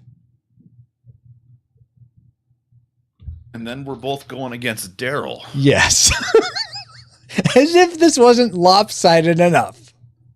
If this wasn't lopsided enough, I think that I'm going to join the Warlord. Oh my gosh. You don't want to lose. I have a win streak. I'm looking at your broken attack strength of 82, 230 health, 30 speed, and your 85 million potions, 6 cards in your hand, and I know a losing battle when I see one. Wow. I'm no dummy. You can't stop it, Darrel, but when you attack, I can tempt you as well, and you could potentially join sides, and we all win. I just wasn't sure. For the Warlord. Right, I just wasn't sure if I could stop the Twisted Temptation. No, you can't. I think as a rule you could only have one person join you and then you kill everybody else. make it really enticing for that first. No, seriously, make it really enticing for that first person to join. Okay, that makes sense. And then because then if you have 3 people going against it, it's more easier. Like, no, don't join. We're gonna win. Yeah. Then you get to a situation where one person's gonna die, someone else could join, and then they join. You know what I mean? So it makes it enticing for the first one to really come in and do it. Yeah. No, that makes sense. Okay, so for now though, I'm not going to play it that way because we're already so lopsided and stuff. But okay, so we'll do. So you're joining me. Okay, so it's and just so you know, if you didn't have a doubled stat, like if you were still at 41 attack, 115 health, whatever that was, I probably wouldn't have joined you. I probably would have been on the let's go for it road. Yeah. Okay. Because I can hit him myself for 30. For 30, nice. I'm just thinking, again, long term, looking at the potions he has, the cards he has, and the life he has versus potions, cards, and life of us.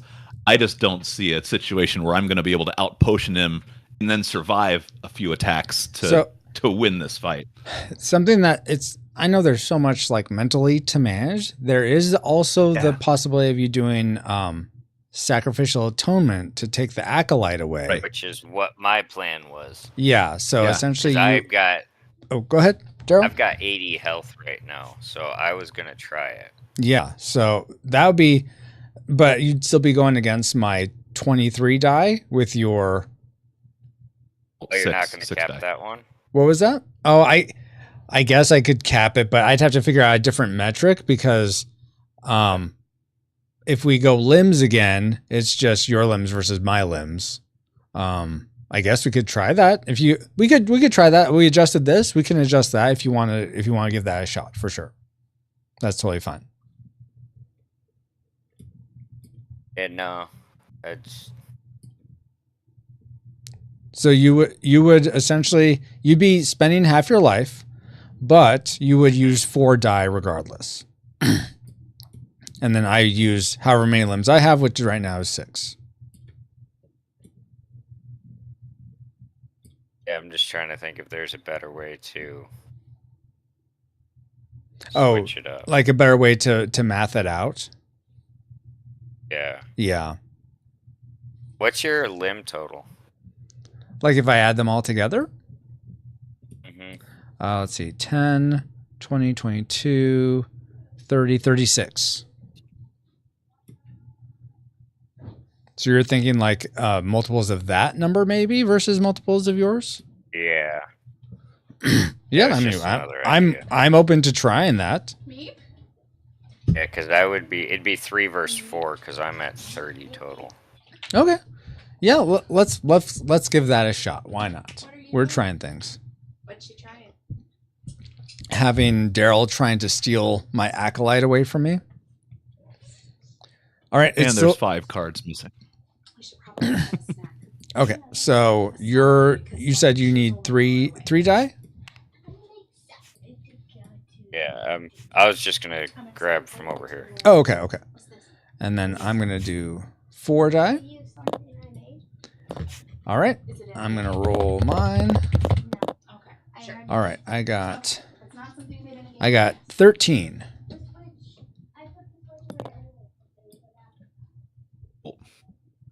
Versus, didn't quite make it. So you don't pull away. Where did Did you flip instead of roll? It looked like you just flipped them. No, I hit roll. Oh, okay. No, but like I selected something and now my health bar is way the heck over here. It was part of my thing, so it shifted way over. Oh, okay. Weird.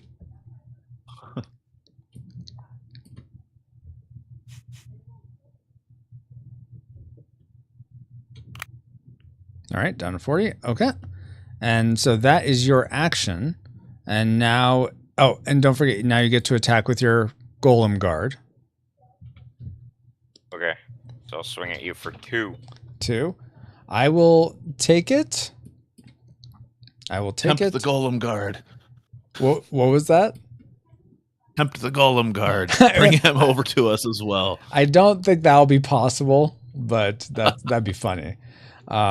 So I'll take the 2 damage and counterattack you for 10, Darrel. Because that's my strongest limb.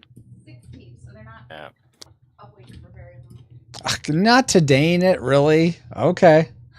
Or using it as a potion. I mean, I'm gonna not today you.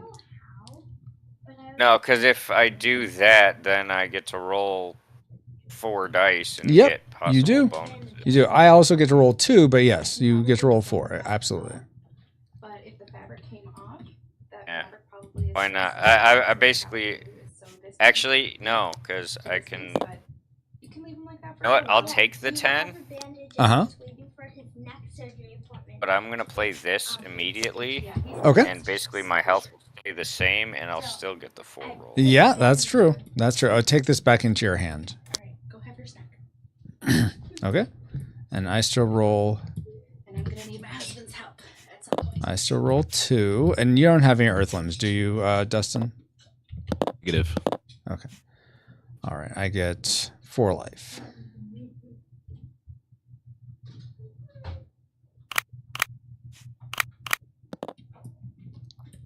All right. Looks like drawing a card is what you get to do, Darrel.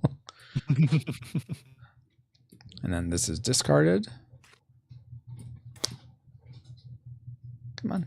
Go into the discard pile. All right. And all right. So that is your turn. Now it goes to our turn. And Dustin, I get to go first because I'm the higher speed on. Oh, wait. No, you're higher speed, aren't you? Yes, you get to go first of our team. I am. Destroy that underling. Right. I don't care if it's your brother. He hated you this whole time anyway. Go kill him. And I'll hate you too. Don't worry. Is my character related to your character? You are all brothers and sisters, yes. What? That's okay. Yes, I've corrupted Malcolm 2 always now. goes the odd sheep out, which is why you gotta do this. No wonder people don't like you. You have 4 people to your side. No one would willingly choose you. Okay. You're a So decrepit I am going bag to of bones. take a Actually, punch in the there's probably nothing face under that to look, except your head. wing. Wow. Punch in the face to Malcolm here. I have no more insults. Oh This my I don't gosh. get. I guess I'll try and stop it. Okay. Oops, didn't mean to do that. You used 1 potion. New plot twist. I will also Warlord. use a potion. I am your father. All right, let me track this, guys. All right, so now it is up to Darrel to pay 2 potions. Potion right there. You know what? Because I know I cannot outpotion. All right, not today.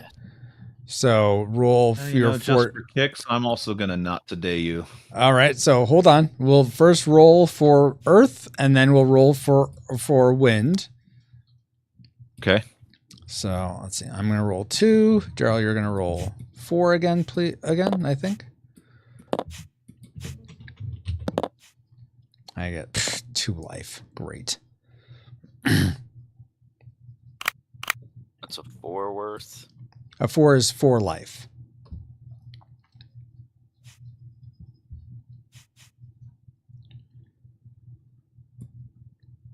And then now for the wind one that Dustin did, Darrel, you roll 1, Dustin rolls 2, I roll 2. So I get to draw a card. Did you get a 3 or what happened? Yeah. Yeah, you get to draw a card. And I get to draw a card. I got a 6 and a 3. So there are cards left.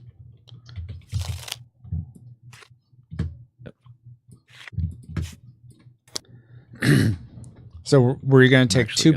So a 6 is 2 potions now, by the way. Yeah, I'm gonna take 2 potions. All right.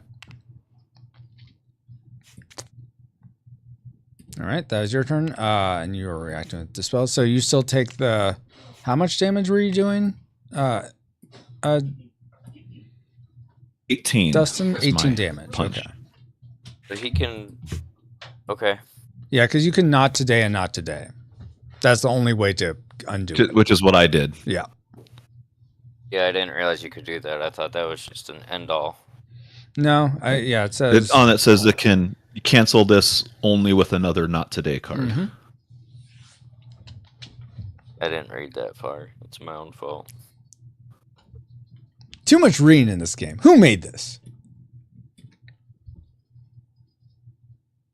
Your HP meter is upside down compared to the others. I'm tilting my head left and right, trying to where are we? What Viking script is this? Okay, so that's Dustin's turn. Now it's my turn. And I get 2 actions. Yeah, this seems very lopsided, but okay. I am going to do Seize Bounty. I'll do that for Riviera. So roll a d6 for every water limb. Take 2 results. Wait, where are all the war? One? There's only 2 watermen in play. You have 1 and I have 1. Wait, mine counts towards that. Oh, I do have 1. Okay. I didn't see the 3. Okay, well, that's fine. I'll do that then. Whatever. All right, so I get, plus 10 to my attack strength. I'll take it. Jeez. All right, Darrel, with my Warlord, I'm doing Vampiric Clutch, attacking you for 92 attack strength. Okay.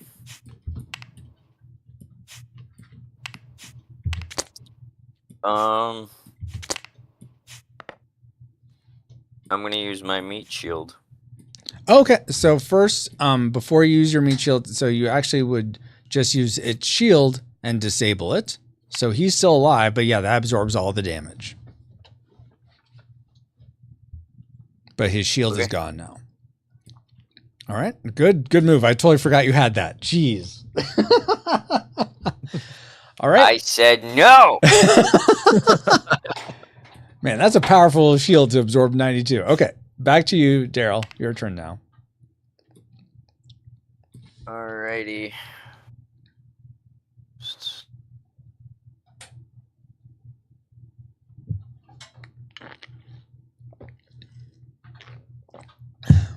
I'm just reading the different abilities on the cards in my hand. Mm-hmm. So if I have Fog of War, do they both just go to you? Or Unstoppable Barrage, do they just both go to you? One would go to me, one would go to Dustin. So 7 damage. It'd be 7 damage to me, because that's your left arm, and I'm to the left of you. And then 5 damage to Dustin. And that'd be free damage that can't be blocked. What card is he playing that does this? That's 9, I think, is Unstable Barrage. 9, okay, yeah. Does that count as my attack or just an Nope, amplifier? that's an amplify to your attack. So, all right, so you're amplifying water. So I'm gonna roll 2 die. I get 1. Ooh, I got another card. Sweet. All right. And I guess I'll try and swing at you for 30. And first off, so I take 7 damage from that. So let me do that. And Darrel, you take 5 damage from this Unstable Barrage. Do I roll? I have a water limb. Yeah, you roll. Why do I take damage? No, not. Did I say Darrel? Dustin takes 5 damage. I'm sorry.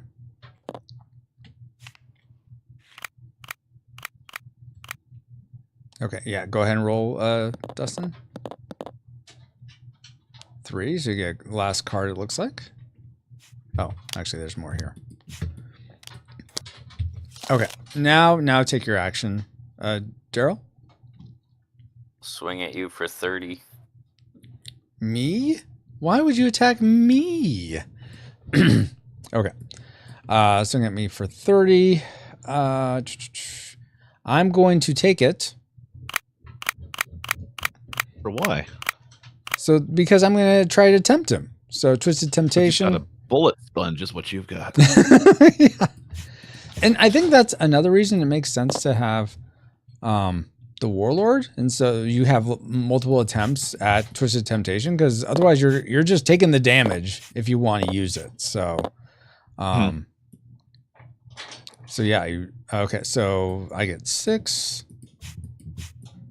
I get 4. Yep. All right. Ugh. Ooh. 2, 4, 10, 14, 19. So I got 19.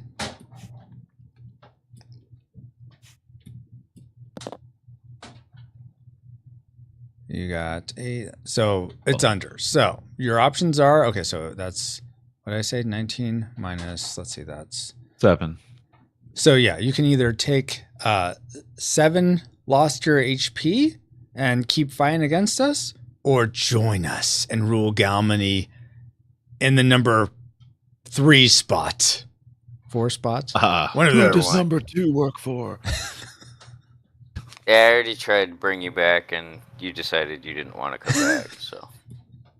So join us. I said okay. Oh, okay. I'm sorry. I missed that. Fine. No, really join us. All right. Then if you've joined us, Galmenni is ruled by the Warlord. Galmenni rules. I kill you guys in your sleep so that you can never overthrow me or have second thoughts.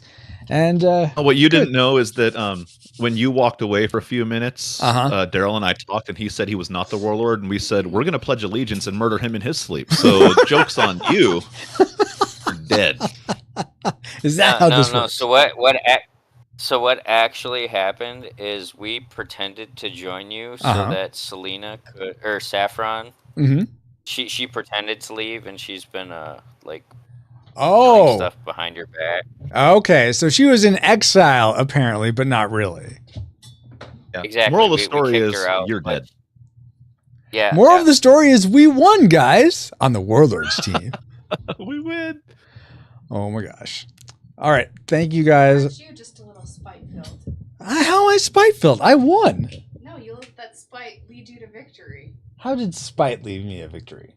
Oh, Dustin always wins. I need to. I didn't fulfill my secret objection of destroying Dustin. So yeah, there's that. As a matter of fact, my bot is in full health, and I am strong, and I've got potions, and I won. So you need to know this. You did not destroy me. This Sith guy that we know. By having me join you, you purposefully or you effectively destroyed your own secret objective. Something like that.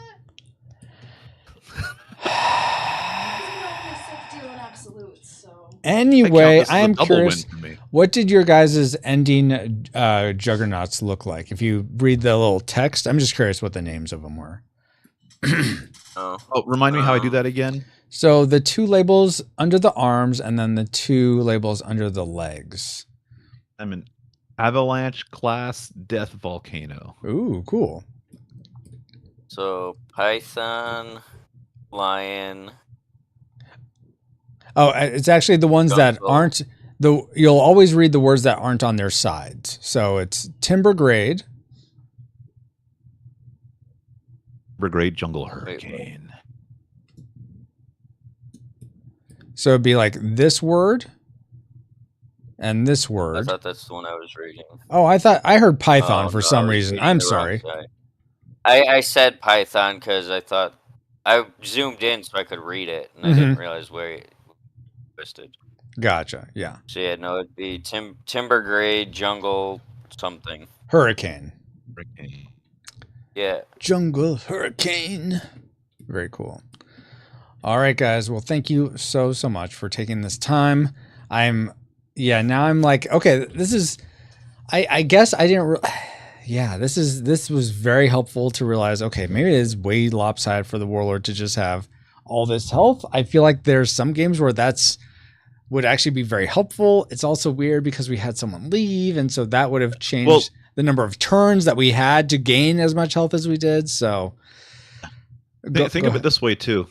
The Warlord got all of that bonus stats with a couple really bad cards too. Like you have a 3, a 2, and a 2 on his limbs, and he still got those crazy power stats with the doubling that we did. So, okay, hold on. I wonder then. So I was essentially doubling wherever my attack strength was already. I think it may make more sense to take whatever your limbs. Well, yeah, essentially you're just tripling the core power of your limbs or doubling the core power of your limbs. And then that gets added in as opposed to whatever your attack strength is, just double or triple it. I think that would make a lot more sense. That might, like you're rebuilding the bot from the ground up. From ground up. Well, kind of. You're actually adding to the bot you already have. Right, but you don't get the bonuses from the other bots because it is a new bot.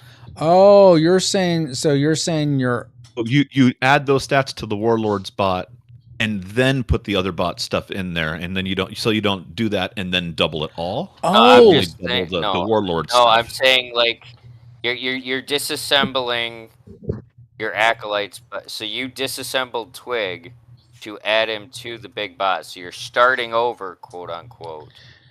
So you've got to take the limbs, and then you can do your double, triple, maybe.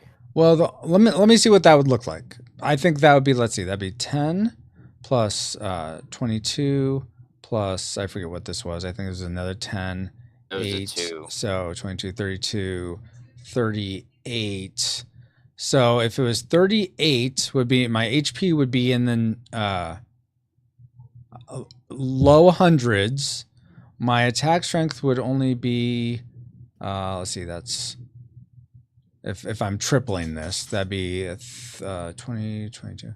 That'd be 66. I guess that kind of makes sense, but I feel like you guys that'd be very easy to roll me over. What I'm thinking makes sense is whatever new limbs are added, those are tripled and added to wherever. Because the thing is, if I'm the acolyte, I'm there's not a lot of incentive for me to grow my stats if I know it's just going to be reset when the Warlord is made at the end. I think that's what I'm trying to buck against. I think what you're saying, Darrel, makes sense in terms of like thematically your whole the whole war machine of the Warlord is being remade. But I feel like, but I see what you're saying. Did you ever see the Revenge of the Fallen Transformers? No. Was that the second one or the? Yeah, I think it's the second one. Basically, with Destructicon, Optimus gets a bunch of extra. Oh, Optimus yeah. gets a bunch of extra. That's right. Yeah, so basically, yeah. I get what you're saying. You're basically just adding more to the thing. But. Exactly, yes. But I think the only things that should be doubled or tripled are the new limbs that come on as the Warlord. You're not tripling or doubling your current stats. So I would have gone essentially 6. I would have gone 30 here. That's pretty substantial. And then I would have gone, I think this was a 2, so 6 more speed. Yeah. It was a 2, yeah. So I think that makes a lot more sense than what we did it. So yeah, because if you triple everything like that, then even if all 3 of us were here, we would not have been able to touch you, especially with your potions pool. Yeah, absolutely. I see you talking there, Cryan and Detox. I'll read in a second. Let me just get this note down. Warlord. I don't have any double attack cards in my hand or any more not today's. So for me, I was like, I can get your life and the amplifies I have and the potions. I just was like, there's no way. Yeah, there's no way I'm going to be able to out potion or cancel his attacks or amplify enough to do that much damage. Right. Mm-hmm. And that was my last card, was Fog of War, which is just trade a card, which could be helpful in some ways, but in this final battle, not so much. It's good for 2 potions. Yeah. Had I had my potion pool, which I have a pretty solid potion pool here, but had I had 2 or 3 more not today's in there, I probably would have been tempted to be like, let's see how far I can go. Yeah. Let's see what I can do in this fight. Yeah. Let's see. D. Tungsten says, Monty Python Flying Circus Golem. Wow. 38. Yes, you ate the 30. I think as long as the Warlord is Francisco, he gets a big minus. Wow. Thanks for that. Everyone else gets a plus. Just kidding. I talk to myself all the time. I know you're working on important details. No, I appreciate that, D-Tungsten. And Cryan says, what if the Warlord by default has base stats that scale based on the number of other players? No multipliers, just a flat stat. Well, I think that'd be fine. I just like there's already so much complexity. I'm trying to figure out how to have less complexity, and by just utilizing this for this Warlord power track multiplier for multiple things, I like that. That's a little bit more clean than just adding another rule. I'll consider that, Cryan, but let me write that down, or just flat stat. But let me ask, guys. I know it broke there at the end, and I was kind of I've thought that was certainly a possibility to happen. That's why we do playtests. Exactly.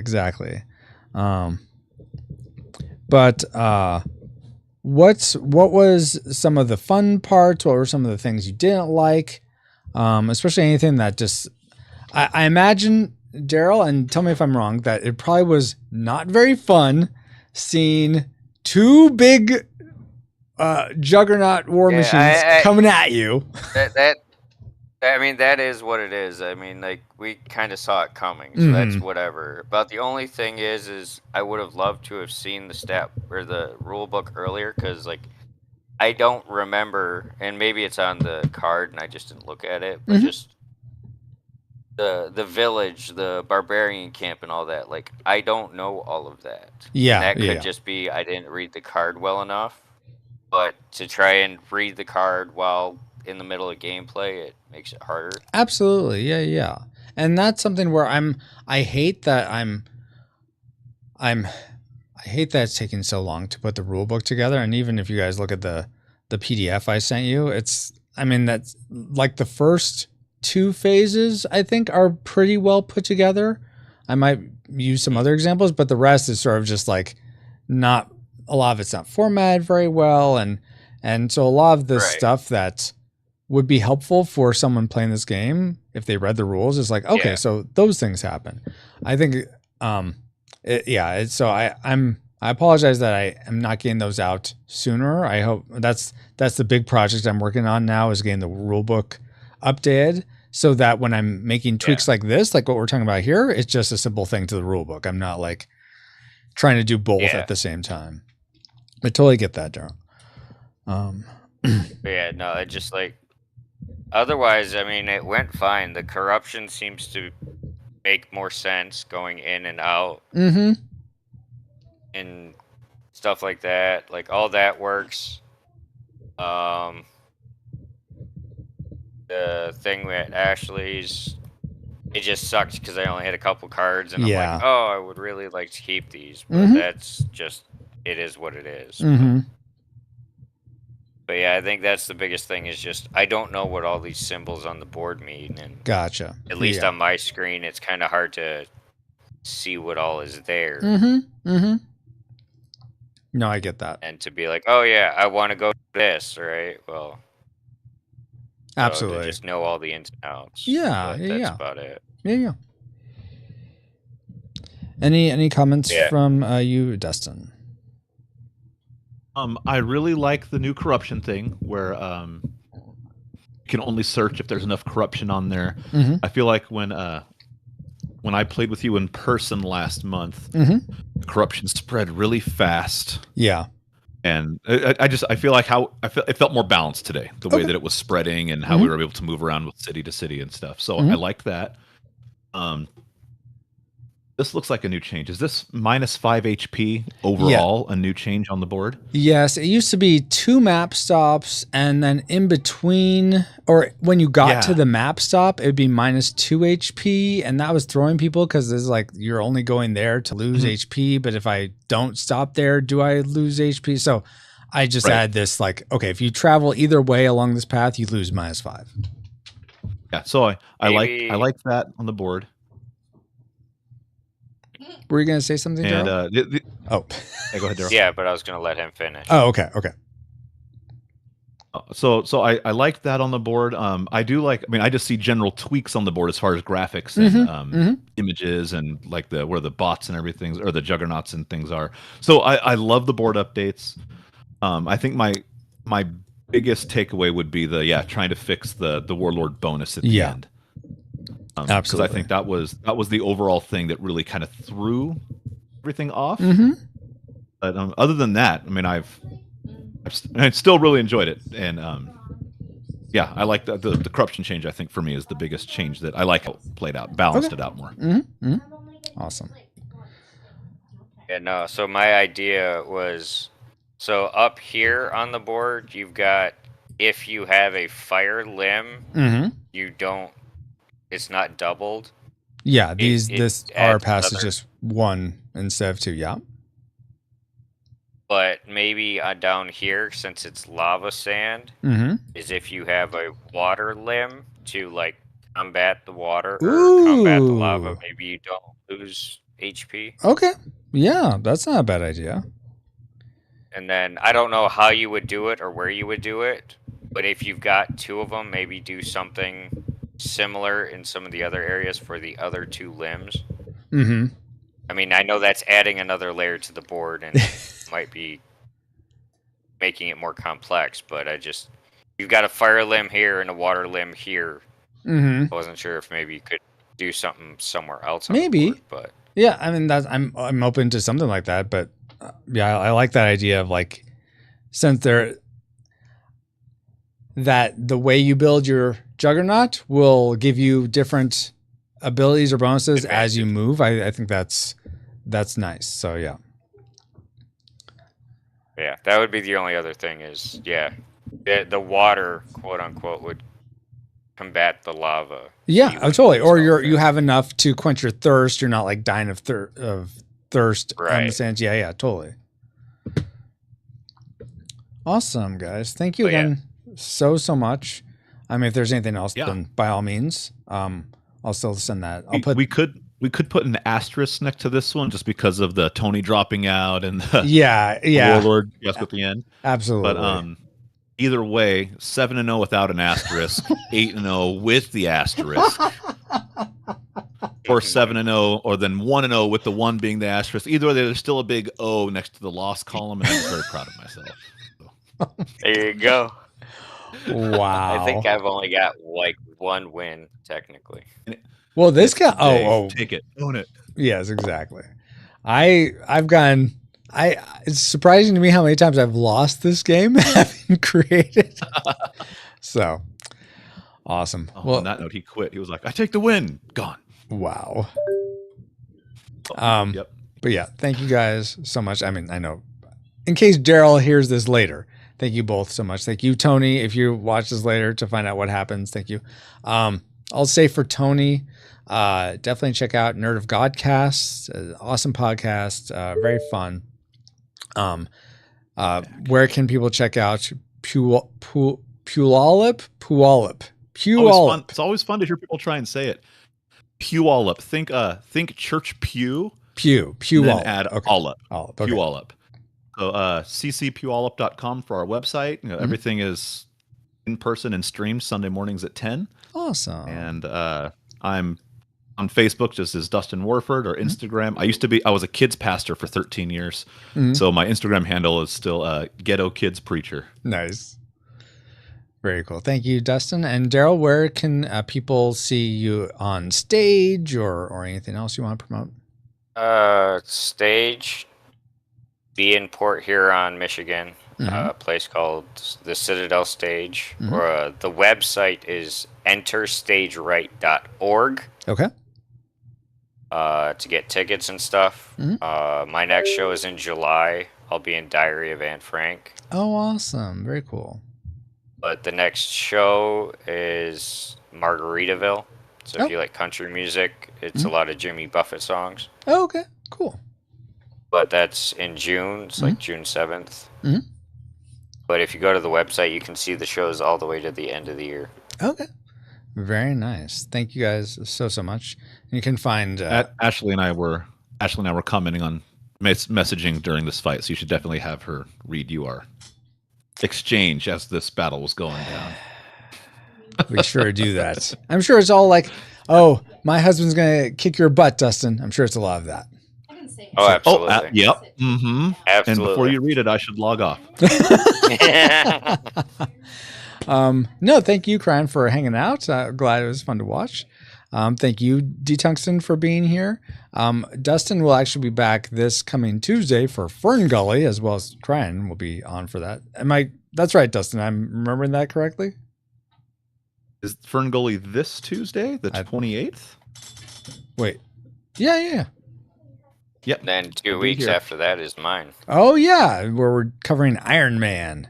Fern Gully, a.k.a. Last Samurai, Pocahontas, Avatar, whatever we want to call it. I'm sure we'll talk all about it in the podcast. Oh, my gosh. But yeah, thank you, guys. The OG Avatar. Exactly. Thank you, Cryan. Thank you, D-Tungsten. Everyone will watch this later. We'll go ahead and end in prayer, and that'll be it. Lord God, thank you for this time together. Thank you for these awesome guys that are willing to give of their time to help make this game more fun.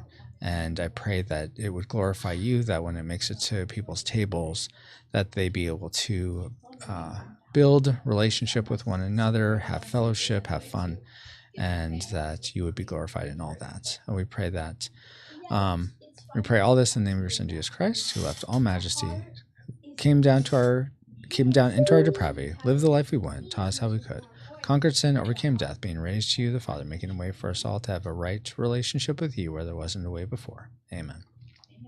Amen. All right. Until next time, guys, here's your stream face. Yes! Victory! Until someone does this. Yeah! Wait, you forgot to Oh. eat this. Oh yeah. My son wanted me to eat this warhead on stream. I totally forgot. Warhead for the Warlord. So, Are you a yes, fan of sour exactly. candies? But will it What was that? Are you a fan of sour candy? It's fine. It's not going to be as bad as the fiery 5 Bean Boozled, but we'll see. Still have a whole jar full of them. I'll make you. All right, I see here.